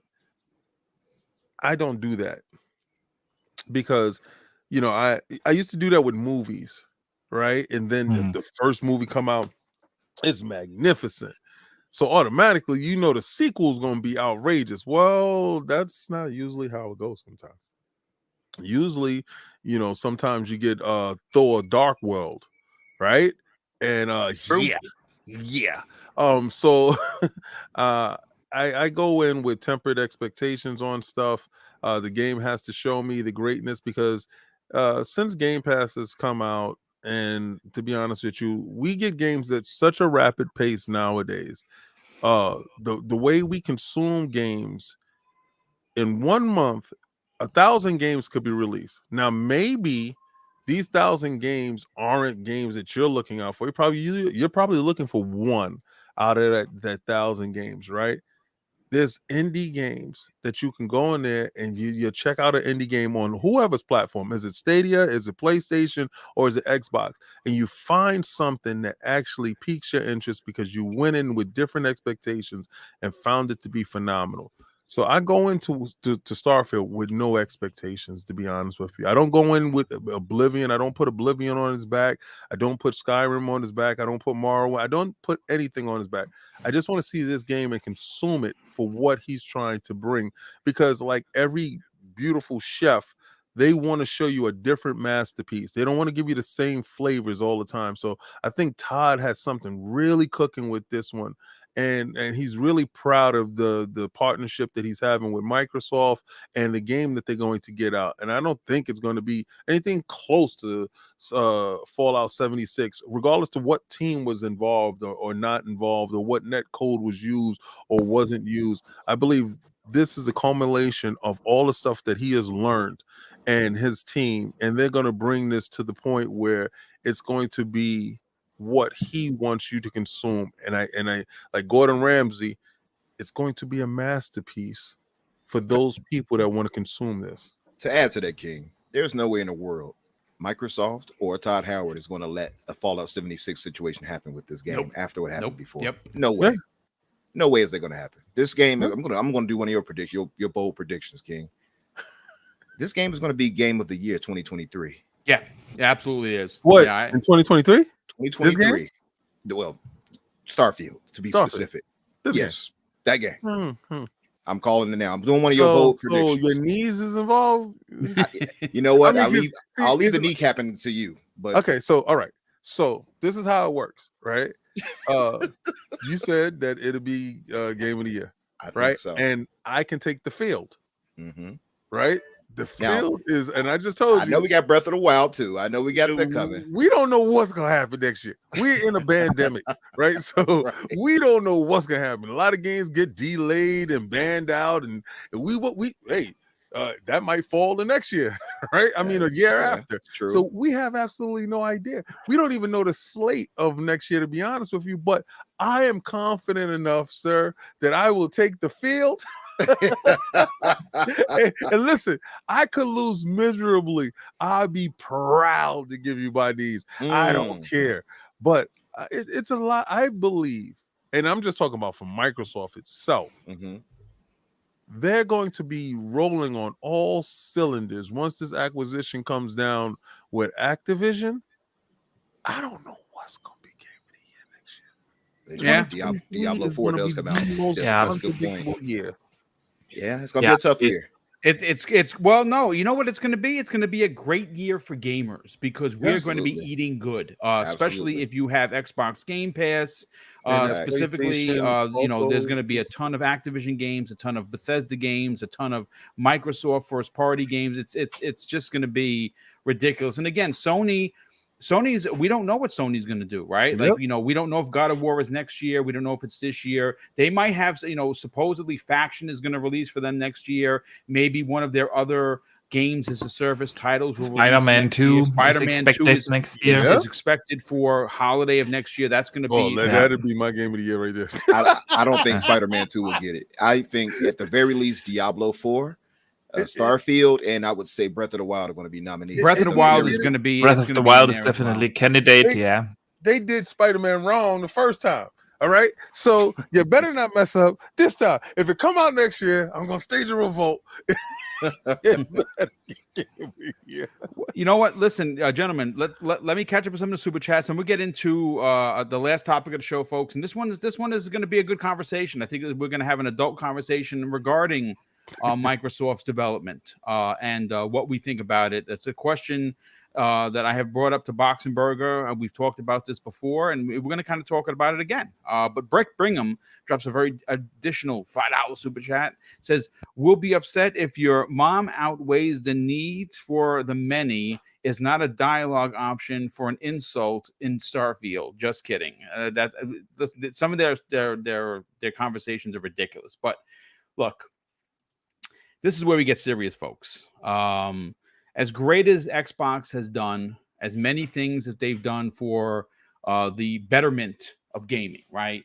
You know, the Xbox Series X is a monster of a console. Little man Series S, breaking numbers left and right. It's for the price, and it's expected to go down even further this fall. You can't argue in regards to hardware. Their controller, best on the market still. I think that their controller, even without all of the bells and whistles that you get with the DualSense, I still think is a better controller in every sense of the word. And again, even their elites are just fantastic. We've seen what they're doing in regards to giving us value, and in a time where it costs me, and I have a small truck. I have a Kia Sorento, so it's a smaller truck, 6-cylinder. And it still costs me $70+ to fill up. Right? That's ridiculous for gas. When money is an issue for a lot of folks, a lot of families in this world and other countries, because of the economy, because of the pandemic and everything, Microsoft is allowing you to be a part of the conversation for your $10 for just Game Pass regular, or $15 for Ultimate. So they've moved the industry forward in regards to value.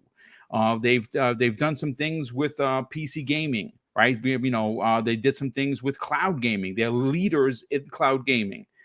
And as great as all of those things are, as a magnificent as what they're doing, where they seem to fail, and this is the conversation I can't wait to have with this incredible panel that we have, is the question of hands-off ideology for development and make what you want. Would this be considered a failed experiment? Do they need to kind of tighten it up a little bit? Because, folks, we can only go with what has been presented to us as podcasters, right? When we have the information in front of us, if you want to talk, if you want to give some smoke to Microsoft, and it's well-deserved smoke, in my opinion, all you have to do is look at first-party output, right? Now, I get it. The pandemic is a thing. People working from home is a thing. Development from home is a new thing, right? People are still figuring it out. Before, it was hands-on. Everyone hunched over a desk in one office making a game. Sometimes 60, 70, 100 people in the office. And they can't do that anymore because obviously people are afraid to get their families sick after they leave work. And I have no problems with that. But here's where the smoke comes. And again, it's not fire, it's simply smoke. And hopefully they will have an answer for this at some point or another. But this is my critique. The last first-party AAA game that Microsoft gave us was December 5th of 2021, and that was Halo Infinite. It's a modern-day masterpiece, best Halo in the series. For me personally, outdoes 3, which was my number 1. Now Halo Infinite has moved to number 1, in my opinion. I can have an opinion that strong because I have finished both of my battle passes. I know a lot of people have not even finished one, okay? I have hundreds of hours in Halo Infinite, both single player and multiplayer. So I am allowed to have an opinion. It's the best Halo that they have put out yet. But with that said, let's look at the facts that has been presented to us. December 5th, 2021, the next first-party AAA game that we're going to get, potentially spring 2023. That's a 15-month block, ladies and gentlemen. Now, I'm not saying that, burn Redmond down. I'm saying that we're going to have an adult conversation of why the hands-off mentality needs to be shifted to a little bit more supervision. Now, I'm not a developer. I'm a podcaster. I'm retired law enforcement. I don't know about development. But as a consumer, as someone that's invested in the brand, I'm paid up until Game Pass until the end of 2024. And when I can add another year, when it's on sale, I will do so. I will do every Black Friday. I get a year, and I keep doing it like that because I'm retired. I don't work overtime anymore, so my monies are limited. So Game Pass for me works. with all of that said, I want to go first to Boxenberger. You and I have had this conversation. You have been probably even more stern regarding this because you work in an industry where you have to have things done at a certain time to get the product out there. Yeah. Let's talk about this for a second. 15 months, Boxenberger, between AAA releases. Yeah. That is a problem. And I think that when you look at as many studios that they're going to have, folks, they're going to have over 35 studios once ABK is done. 35 studios. My biggest issue and my biggest critique for Xbox, and Phil Spencer himself has talked about this, is their cadence on delivering their first-party titles. It's dragging in the sand. It needs change has to come. What do you think about this, Boxenberger? Yeah, I mean, you already brought up a lot of great points, and I'm with you there. If we look at what Xbox has right now, let's leave ABK out because they don't belong just yet to Microsoft. They will next year, but this year they don't. But Xbox still already has 23 studios, and we know 30 plus games in the making. And with 30 plus games being in active development right now, you're not having a single major release in 15 months, at least 15 months. Yeah. So obviously there is something wrong in their scheduling, in the way how they organize and manage their studios or their projects. Something is obviously not going as they hope. The thing is, of course, you can't just sit there and hope for things to get better. You have to take action. I know that why Microsoft did or has touched or is using this hands-off mentality. Yeah, when they had to shut down Lionhead and when they had all these development issues, it was out there. A lot of developers, studios complained that Microsoft is too hands-on, over-managing, micromanaging, not giving creative freedom, etc., etc. We heard it all. And now Microsoft kind of overreacted, yeah, and chose a complete hands-off mentality. And obviously that's not working either. So yeah, is this an issue? Obviously, because we know that almost every publisher is suffering from delays and problems getting the games out, especially because of the pandemic. But none of these publishers has that big of a gap in their portfolio. And you don't have to only look at Sony. I know people always try to compare it with Sony, but you can also look at a Ubisoft and EA, whatever. Did all those games that they bring out hit exactly where the developers wanted those games to be? If we look at the mess that was Battlefield, obviously not. But still, they have found ways to have a consistent pipeline of games, and Microsoft just don't. So yeah, I'm with you, Boom. This hands-off mentality, I don't see that as the proper way to handle those studios. Because otherwise we would have games. And like you said, maybe that's because I work in a different industry. I've worked but the thing for me is I have worked in many different industries in my career. I've worked in the semiconductor industry, the automotive industry, in the entertainment industry, entertainment electronic industry. I've worked in all these different industries as an engineer, and I've learned a few things along the line. And it really doesn't matter what you are developing, and sometimes you just have to have certain quality gates, certain pressure you have to put on certain staff, people working on things to get things done. It just is what it is. The more freedom you give people, the more they will use it, and then you end up with a pipeline empty, like Xbox pipeline is right now. So I'm not saying that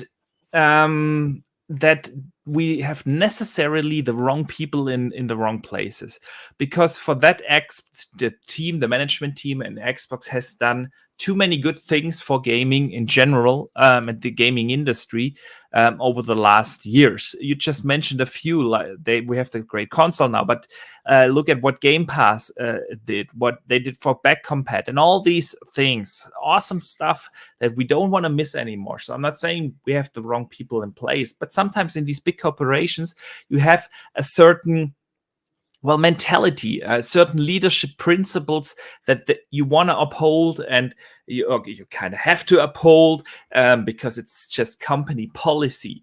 But then that brings you into these issues where we are right now.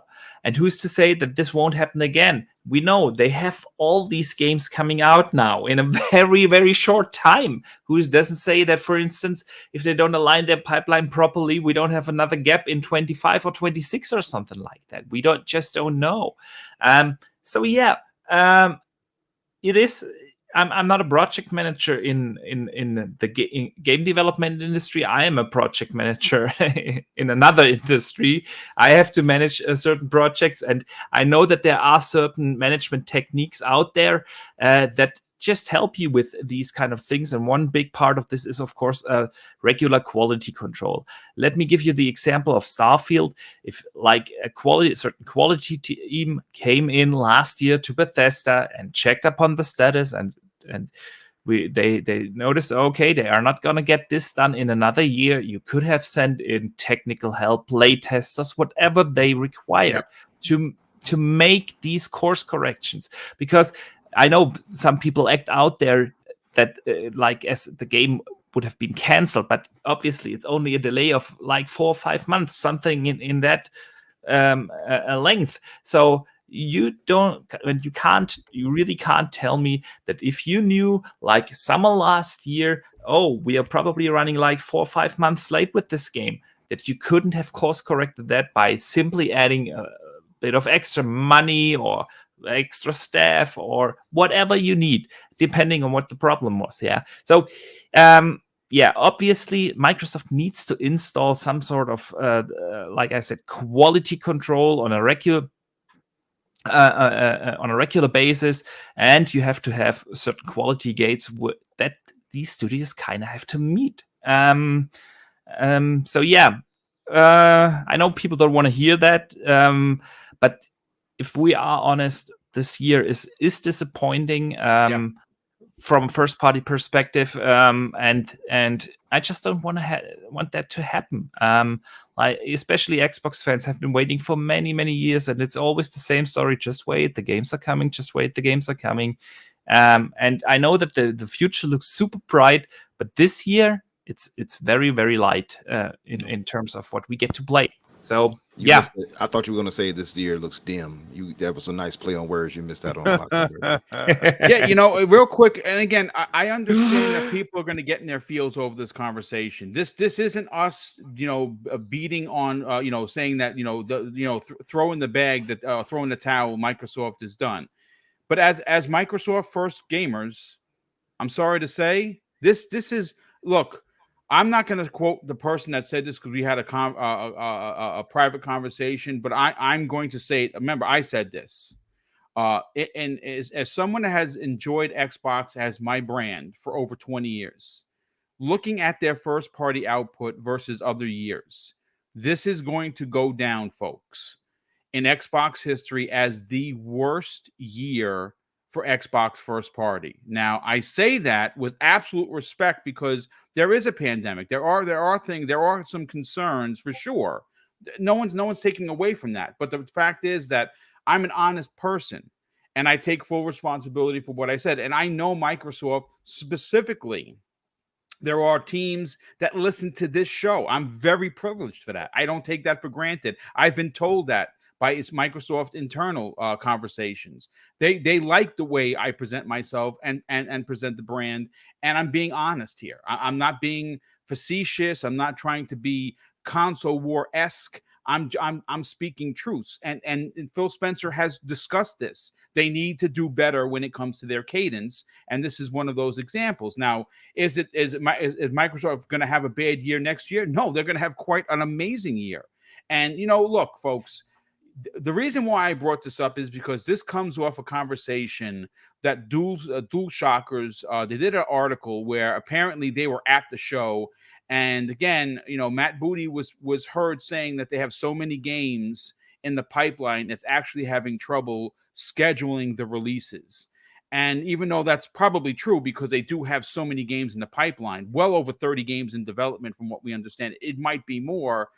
That I wouldn't personally have said that for anyone to hear publicly, whether I was speaking or not, because of what happened for 2022, where it's a year that's going to be very light. And I saw some people in the chat saying, "Hey, what about Pentiment?" Well, Pentiment's not a AAA game. Pentiment is Pentiment is a game developed by 12 people. Deathloop. A great game. It's not coming this year. A lot of people I tell you that it's not coming this year. I think Sony's going to put the banana in the tailpipe, folks. And I think that we're not going to get that game until next year because of contractual things that Microsoft said they would honor. And if that in fact is the case, then there really is nothing other than I think that's another problem right there, though. I think that's another problem you highlighted right there. Yeah, a lot of people say I'm tired of the niceness that Microsoft does. Yeah, I had a whole I would just debate. pay the money and break the contract. That's what I would do. I had a whole debate with somebody on Twitter the other day, and I was basically saying like Microsoft has to stop playing nice on certain things. And like, they're not playing nice. They acquired Bethesda, ABK. Yeah, they're doing some things great, but I'm not saying they're not doing anything. I'm just saying when there's certain things that you can do to make your platform undeniable, do it. When they had the deals with letting them get Ghostwire Tokyo and Deathloop, I would have canceled that plan immediately. Like, nope, you're not getting anything. We just bought it. We'll just pay. Business operates. But they could have gave the money back. You got some savages. I promise, I would be a very different feel. I would be like, here you go. I don't need. I'd have been like, I don't need your money. We good over here. I would have given them their money back. I would have destroyed that little relationship. Sony, if this was Sony, let me ask this is not how it works, man. It isn't. I'll say this. On paper, you'd love for them to cancel the deal, but the truth of the matter is Microsoft is doing things the way they know how to do business, right? And it's fine. It's good business because they're listen. These guys are their partners. All right, let's stop acting like so. Yes, Sony is Microsoft servers. Yeah, this guy is Sony's Microsoft partner. Yeah, listen, Sony actually sends checks to Microsoft for using the cloud services. Oh yeah, but they're not going to suddenly stop using it because of that. But you didn't let us get those 2 games. We're going to stop. That's not how it's going to work. You can't. You can't do business that way, right? It's like, listen, we have contracts. We work with these people. First of all, I got to give big respect, to Phil, as far as keeping his word with certain things. He's an honorable gentleman. There's no doubt about honorable dude when it comes to business. What it is what it is. If they had these contracts and if breaking a contract does not hurt Sony, it hurts the Sony fan, right? And if you're a gamer, and he's a gamer, because this is the difference, you want everybody to play. Mm-hmm. Right, as a real game, we got to keep it 150. As a real gamer, we don't care how you play, where you play, just get in and play. That's all we want. Yeah, but we all want to meet at the park and play. I hear you, but King, I got to challenge that, brother. Challenge it, because you say he wants everybody to play, but that's not his job. His job is to have us playing over here on Xbox. Okay, I couldn't care less about if I'm Phil Spencer. I couldn't care less about, but it is. That's his job. His job is not to cater to PlayStation. That job that you said right there, right? Okay, so that's not his job. His job is not just to worry about the Xbox gamer. His job is to worry about any platform that holds Game Pass, because Game Pass is the platform, right? So that's a PC gamer, and it could change to be a Nintendo gamer. It could change to be a Sony gamer. If you ruffle the feathers, right, on Sony side, would they be more applicable to have a Xbox Game Pass on their platform? No. But that's the thing, though, King. I would argue right now. I would bet right now. If you ask most people in the chat, if you put a poll up right now, right, the grand majority of those people in there, if you said, "Do you want Game Pass on PlayStation?" the most would say, "What would be the use of me having an Xbox?" His job is not to cater to PlayStation gamers. No, their mind is set. To grow the platform. That's right. His platform is here. Now he's the not going to. The platform is bigger than Xbox. But I get that for far as PC. But PC, no, I mean, I'm talking about globally. But the whole mandate. You're not going to move. Let's put it like this. Right. Is PlayStation going to move hardcore Xbox gamers to PlayStation? No, that's not the thing. But it is, because some of those people are stuck. They're never leaving PlayStation. He's never going to convince them by being nice to them that, come over to Xbox. But you're not going to convince anyone by being mean. Yeah, right? but okay. I think you'll get more. If I have more. a contract with you, right?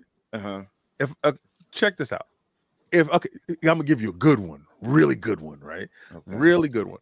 You go in and you sign a contract to pick up a car, right? Let's say you're getting a new Tesla, right? You walk in, you sign a contract to get the new Tesla. Now somebody comes and buys the dealership. You're coming back that next day. Would it be in that guy's best interest to tear up your contract for that Tesla that you're supposed to get that day?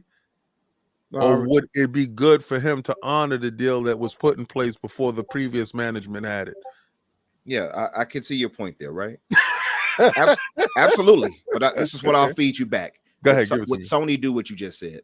I don't care about Sony. That's my point. That's why he should. That's why. Hold on. That's why he should not care about Sony. But because Sony absolutely do what I just said that he should do. Well, it's forming. Sony is cutthroat when it comes. It's forming their demise, though. I don't think it is. I think their demise is greatly exaggerated, King. I don't. I don't. I don't think it's going anywhere. The walls closing in, right? The walls are closing in. How many times will people? The Final Fantasy thing is really taking it to the next level, right? I've seen people outraged and pissed off. Oh no, I was upset with that. I mean, I have Final Fantasy VII, the PS4 Collector's Edition, but I wanted to play it on the Xbox. I had people tell me I had. I didn't buy it because I was waiting. Yes. All right. So what do you do to that individual when you continue to doing these practices? Those individuals stop purchasing from your situation. It literally jades them against your product. I can understand how Phil is working, right? And I can see it. Some games won't go to the platform, and I'm cool with that. I don't care. Right. But to rip up contracts, I'm not a proponent for that, because that's like going against your word. Like somebody put something in place before you were there, and just because you own the situation, you can have total disregard for those other people's well-being. I just feel that's bad. I don't think it's for their well-being though. But I also challenge this. That's not going back against Phil word. Phil never said that he never did it. That's right. Exactly. He didn't make that deal. Yeah. As my brother. But what if it was part of the stipulations in the sale? It could have been. I mean, we don't know, right? I don't know. Right. It's possible. To that end, I'll give you that much. But I'm just saying, tomatoes and tomatoes, and how businesses should be done. But the overarching thing that we're talking about here, we just derailed it completely. No. It's listen. This is a conversational podcast, so whichever way it goes, it's fine. But the mismanagement part, though, the management issues at Microsoft continue to be one that is questioned. Now, like I said, I want to reiterate, this is not us dumping on Microsoft. They're my favorite brand. So much so, I have 2 shows a week dedicated to them, right? I'm in the bag. They have me in the bag. But the truth of the matter is that as a consumer, I have a freaking right to say, hey, listen, I'm not a big fan of the way this is going down. Mm-hmm. And Boxenberger and I think, bring up incredible points about potentially having. I saw some people in the chat. Hold on a sec. It was Gogol Poe. He says, do you want them to go back to being micromanagement? No, there is a happy medium somewhere in there. That's exactly the point. It doesn't have to be always black and white. There's a middle ground. And I feel like sometimes Microsoft overreacts. We have seen that with this 12 months thing. now at the showcase as well. It's also something where I feel like they overreacted. Like last year, some people were complaining, of course, it's only CGI, and now they removed those completely. Right. There's a middle ground to be found. Yeah, they do. Sometimes they overcompensate, and this 12 months thing is a perfect it's only example. One did you guys is the bad apple? Did you guys not like? Did you guys not like that they did the 12-month transition? I love it. I thought it was. I don't. I thought it was. I love it now because no. I tell you what. Here's the thing, guys. You know, it's funny because we're gonna have this conversation or a similar overarching conversation on tomorrow night's prime time. But I will say this in conjunction to what was just said. If your E3 plans are going to give us the 12 months, zero problems with that. That is not a problem. That is fantastic because you're telling me as a consumer, hey, consumer, this is what you're getting in 12 months with a little asterisk. You know, we hope we get there, but this is what our plans are. That's fine. That's wonderful because it shows you a plethora of games for your subscription service that you're paying for. So you cannot complain. The issue that needs to be addressed, and again, we're going to talk about it tomorrow night's primetime gaming, is the fact that Microsoft currently does not have enough shows. That is an absolute fact. Yeah. They do not have enough shows. They wait for the 1 year, you know, let's do this one big banger show. And after that, we'll see you when we see you. We'll use the Keighley. Stop using Jeff Keighley like you do. Do not depend on him. Yes, put something there. Get people excited for your one, you know, your one big banger there, your big surprise. But Microsoft, if they want to do this 12 months, this is what you're getting thing, which again, I'm not a big fan of because we as consumers, our 12-month calendar is January 1st to December 31st. We don't talk in absolute the way they do in business. Hey, this is the fiscal year. This is what you're getting. Yeah, I don't like that. I'm going to be honest with you because most people don't even understand what the heck the fiscal year is. Some people do, and some people don't. Like, what the hell is a fiscal year? It's from this part of the year, June 30th or July 1st until June 30th the following year. That is in business that the 12 months that Microsoft is working on, which is not something that we should be privy to because we're consumers. When it comes to that, we're not in the business. We're normies. We're customers. My 12 months is much different than what business is. So don't bring that up to me. I think that's ridiculous. But if you want to do that, that's fine. You want to tell me what's coming out in the next 12 months from your June show to your June show, not a problem.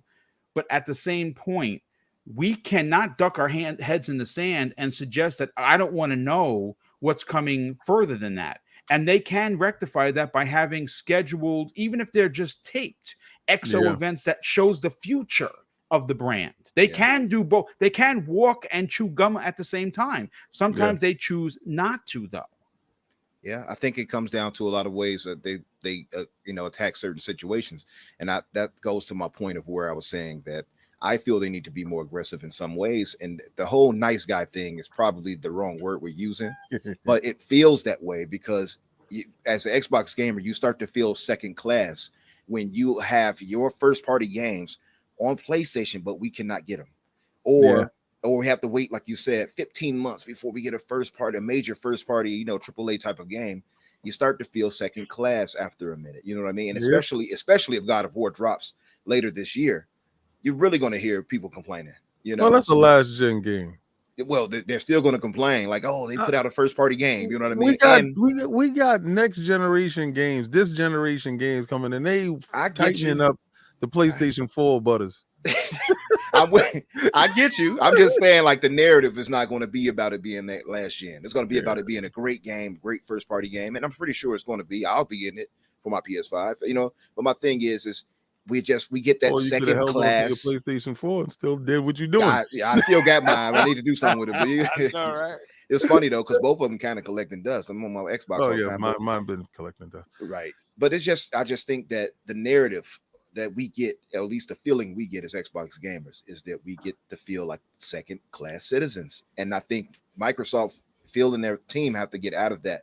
Yeah. And that's, as far as approaching to games, we can't keep using the whole COVID. It gets tiresome because, and the reason why I know it is a real thing. I don't want to deny that it is, right? We know it is. But my only thing is to say, in that same meantime, and I know other teams are affected on other like Nintendo and PlayStation, but they're still getting games. No Breath of the Wild. Yeah, but it's coming next year, right? And this is what they say, right? But we don't know. Right? I don't doubt it was supposed to be this year. True, but then you got God of War supposedly. Well, that was supposed to be in 2021. In 21, wasn't they it? lied about that? Or was it 20? 21. No, it was 21. It's 21, right? They clearly lied though. But okay.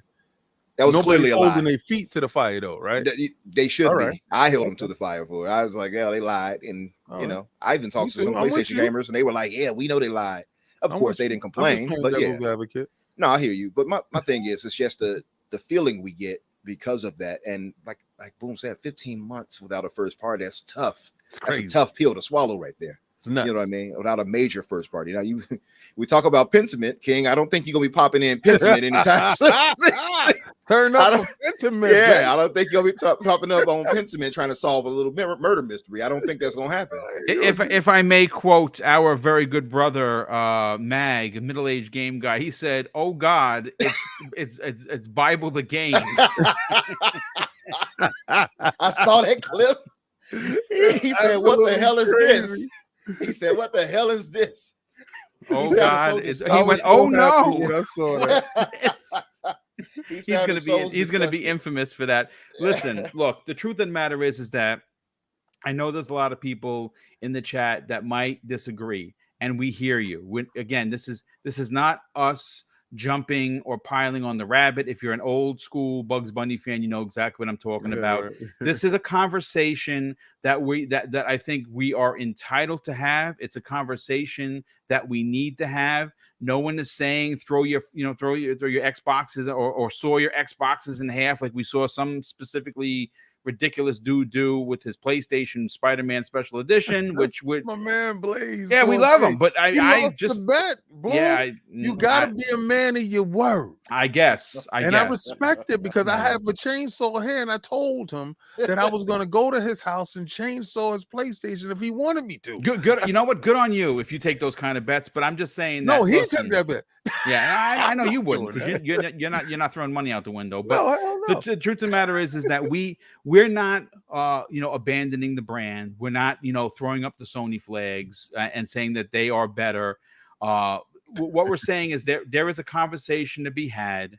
There's an adult conversation that we can have about saying that, hey, listen, 15 months between first party AAA releases, it's a problem. It has to be addressed. Phil Spencer knows it's a problem. I can address it more. Yeah, please, by all means. Okay. Let's be real. There's only one studio that needs management. It's 343. Okay, so we listen. I love 343. I love Bonnie Ross. I love the whole team. Listen, I'm not going to sit there and tell you I know everything that went inside that pie, to make that wonderful, pie. Halo came out, and I don't know how they pulled it across that finish line, but that game for me, you've never had a Master Chief move as the Halo Infinite is a masterclass achievement. There's no doubt about it. Yes, but they needed that time. They needed the time. All right. And the game, that's a cross-generation game. Now, the games that we're looking at now, the games that we're talking about now is current generation games. Guys, we are in this is the next gen. We are in it right now. Yep. So we're looking at current generation games. All right. So a lot of times people want to look across the street and say, well, Sony put out 2 first-party games this year, and that's cross-generational games. All they did was up-res the assets and put it out on both platforms and divided the money up or whatever. And I know you're gonna say, well, King, is not that just simple. They added some dual sense to it too. It's well, shut up. Still a last generation game, being sold to you as a current generation game, which isn't. Forza Motorsports is a current generation game. And if you're going to play that game on your Xbox One X, you'll probably be doing so by the cloud. Yeah. All right. Because this game is made from the ground up for current gen. As far as a lot of these other games that is coming from the Microsoft camp right now. So this year you have a dearth of games, and they're going to make sure the Game Pass looks well. And then you're going to say, "Oh, well, it was the mismanagement of this and was that." They remember when they was dancing by themselves and they threw out the Halo, and they said, "Oh man, how does the Halo look?" And we got woken up to Craig face. Remember that? I didn't know what was going on with that, and I found out what it was about, and I was like, I thought it was a joke, but no, it was actually assets in the game that people use to mock the game. Okay, they didn't want this. I'm pretty sure when I saw Starfield, and I'm glad they did show it because Starfield looked like it still needed some work. Redfall looked 100%. like it still needed some work. Redfall, out of the two, is the more polished. The more ambitious one, of course, is going to be the less polished one because it's by far infinitely a generational title, right? So if it needs the time, give it the time. Redfall looks like it needs a couple of little bit more things, and that's ready to go. They have titles that are ready to go, but do you want to fall into the same old rigmarole where you get a game out and you patch it later? Yeah. You No, can't you want a game to release Right. as a banger. Yeah. You can't have it both Yeah. ways. No one wants that. Yeah. So for everybody that's complaining, and I know you're sick and tired of wait next year. I'm not telling you to wait next year. I'm telling you to get up and go sit down inside your living room right now and turn on your Teenage Mutant Ninja Turtles inside your Game Pass. That's what I'm telling you. Now, Yeah. and this is the only thing. The Xbox guy that's complaining probably doesn't have Game Pass.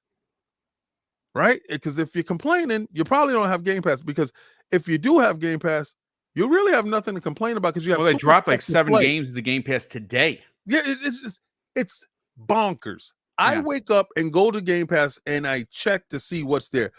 To give you an insight, we were at PAX East. We did the interview with Teenage Mutant Ninja Turtles. We played it. We had the developer. We had the cartoonist. We had the illustrator. We had the level designer there. Everybody. Not one person let out the bag that it was coming to Game Pass day and day. Not one person. And I spoke to at least 6 or 7 people. We got the interviews at lordsofgaming.net. We was the first people with this stuff.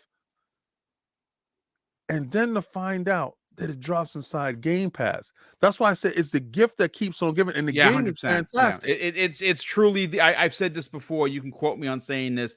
It is the true Xbox exclusive. So if you guys are feeling a little bit down, I suggest you go out and subscribe to Game Pass. Check out and see what they got to offer. Now, if you're a new subscriber, it's $1 for like 3 months for something. That's what right I'm now hearing. to June 30th, as a matter of fact. Yeah, until June 30th, which you still have about a week to go. You can get Xbox Game Pass Ultimate for $1 for 3 months. If you're not already subscribed. And again, I'm not getting anything from Microsoft to tell you that. I'm just telling you as a gamer, from one gamer to another. If you are new to the brand, you instantly have a backlog as tall as I am, and I'm 6 feet 209. So I'm a big dude. And you will have an instant backlog, not only in just older games, but new games which continue to drop. I will going to say this, King. You make a lot of great points. Obviously, you know, for you, Game Pass is the ultimate, exclusive, and it's awesome, and no one's going to challenge that. But again, just kind of no first party.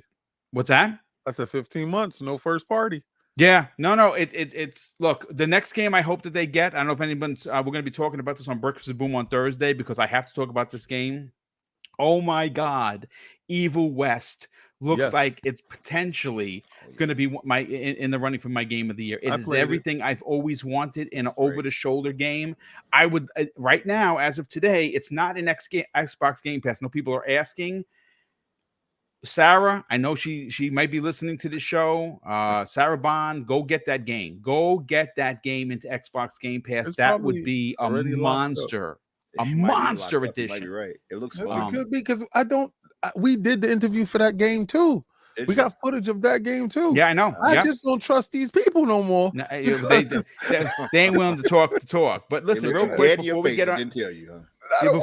Before we get everyone out of here, I got to catch up with some of the super chats. We had Max the Lazy Otaku drops a very generous $5 super chat and says Microsoft tends to overdo when fixing themselves. They should just supervise the studios and make sure people are working and give nudges if they are slipping or send them help if need be. Drawn TJ drops an additional $5 super chat and says, I want mods in Starfield so I can fly the Halo ships. Oh my God, that would be dope. And Star Wars ships. That would be even better. Andrew Cullion drops a $2 super chat. Thank you for that, Andrew. Thank you for being here as well. I don't care who made the game. I play on Game Pass. Yeah, I mean, listen, that's true. Game Pass is, again, the true exclusive. Drawn TJ drops an additional $2 super chat and says if Sony owed them, they would cut it off from us. Yeah, so again, Sony does things.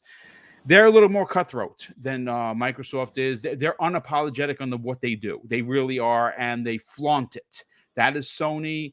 I'm not saying Microsoft needs to be Sony. I'm saying Microsoft needs to be a little bit more cutthroat, in my opinion. But again, I like what they're doing. I'm you know, again, this was an adult conversation. Everyone knocked it out of the park. People in the chat, you guys and gals were great. I want to thank you for for being here, for supporting Double Barrel Gaming. I just checked as I was going through the super chats on YouTube. I got a couple new subs, which is always awesome. If you are new here, please consider subscribing. If you're already here, you're already subscribed, hit the like button. And let me get everyone out of here. We'll start first with Umbra Infinite. I want you to sell your brand, brother. Tell everyone where they can check out your incredible podcast weekly. And more importantly, where can people strike up a conversation on the social media? Well, I'm thinking of starting an OnlyFans where people can talk with me. No, I'm joking. I think it might not be such a bad idea. I've gotten myself in too much trouble with my voice, though. But I was going to ask a specific question, but I'm not going to ask because we're at the end of this. But I would say, yeah, you guys can find me, of course, on the Xbox Infinite podcast on Fridays at 8 EST. It's a little late, but King, we got to get you on there sometime in YouTube Boxing Yes, Burger. sir. You've already had the great Boom on there before, so we got it eventually Absolutely. again. But yeah, and of course you can find me on Twitter, of course, under Infinite Umbra Infinite. You will find me one way or another. And we're giving away an Xbox Series S to a subscriber of ours. He won through the drawing. We had a nice little watch party where people came through, and then he won in the end. So I'm going to give him congrats on that. And yeah, thank you all for the nice talk today, and Boom for inviting me through again. Our pleasure to have you. Thank you so much for that. King David, sell your brand, brother, and you got a lot to sell. Lordsofgaming.net, one of the best websites to get your your news for all platforms. You also have the King of Statues. You also have, well, we talked about it earlier, ILP, one of the best shows on all the social media aspects, and of course YouTube. Tell everyone where they can find you specifically if they want to strike up a conversation on social media. Well, you can find me at King David OTW on Twitter. That's the same thing on my Xbox gamer tag, and on PlayStation is Xbox 360 Lover 01. Nice. That's the reason why I'm probably banned. I'll probably log in today to try to get that fixed up. No, we had a great conversation today. Umbra, fantastic. Finally getting a chance to, meet you. And, since we have our interactions on Twitter, and like I said, I'm always available to jump on people's podcasts. I have no problem. Same, Boxing Burger. Appreciate you. I love everything about you, my brother. I do appreciate Thank you. And I love the growth in your channel. Boom, you're my brother. I told Thank you, you. sir. Just came back for a vacation. He hit me. He was like, you gonna be on? I said, hell yeah, Boom. I owe you one. Because Friday I was on with Randall Thor, and I also did Web Dave, and I was supposed to do Boom earlier in the day, but I didn't get back in time to. You only have so much time in the day, brother. We got you. It is what it is. But when your brothers call, you want to be there, especially when you can. But it was fantastic talks. I can say this though. I just want to say this. For everybody that's a little bit disheartened with how Microsoft is moving, you move like that when you're second place, right? PlayStation has garnered and scratched and clawed and fought Nintendo and Sega in the streets and gaming streets for a very long time, and they earned every accolade that they receive right now. So sometimes they get a little bit passes here and there, but that stuff is wearing thin. Microsoft, remember, was the publisher of the year for Metacritic, and I think that meant something to them. So they're trying to put out the best products as when they come out, so they can continue that same good feeling when it comes to games. And I think these next games, and the reason why they were delayed, because they want to have that standard upheld. So don't be disheartened. Just let's get good games, and let's keep the light on, play some Game Pass, and just let's keep having fun. Add me, because I'm playing all the time, and just reach out so we can just enjoy these games. Yeah, absolutely, brother. And and last and no way least, Boxing Burger, sell your brand, brother. Tell everyone where they can check out your Cult Eastwood level videos that you put out weekly, and also your podcast, as well as where can people reach out to you on social media. First of all, thanks for having me again, Boom. It's always a blast on this show. It was very cool to chat with Infinite Umbra. Love your takes, awesome discussions, and King David. It's always a blast with you on a show. Love the passion you bring. So, Boom. Thanks for having me. People can find me everywhere under Boxenberger. Like you said, on Twitter, Xbox, PlayStation, and of course here on YouTube. I have my weekly videos. I didn't do one last week during the showcase week. I just didn't have the time. There were so many other things to do, but I'm getting back. I'm actually working already on the next one. And each and every Thursday, I have my own podcast, The World of Gaming. It's a different format than we have here on the Xbox Factor podcast, where I usually only have one guest. So we have a one-on-one conversation. King David has been on. You have been on. This week, it's going to be the Insipid Ghost, Luke Lore, nice. That I have the pleasure to welcome and chat games about. The next week, it's going to be.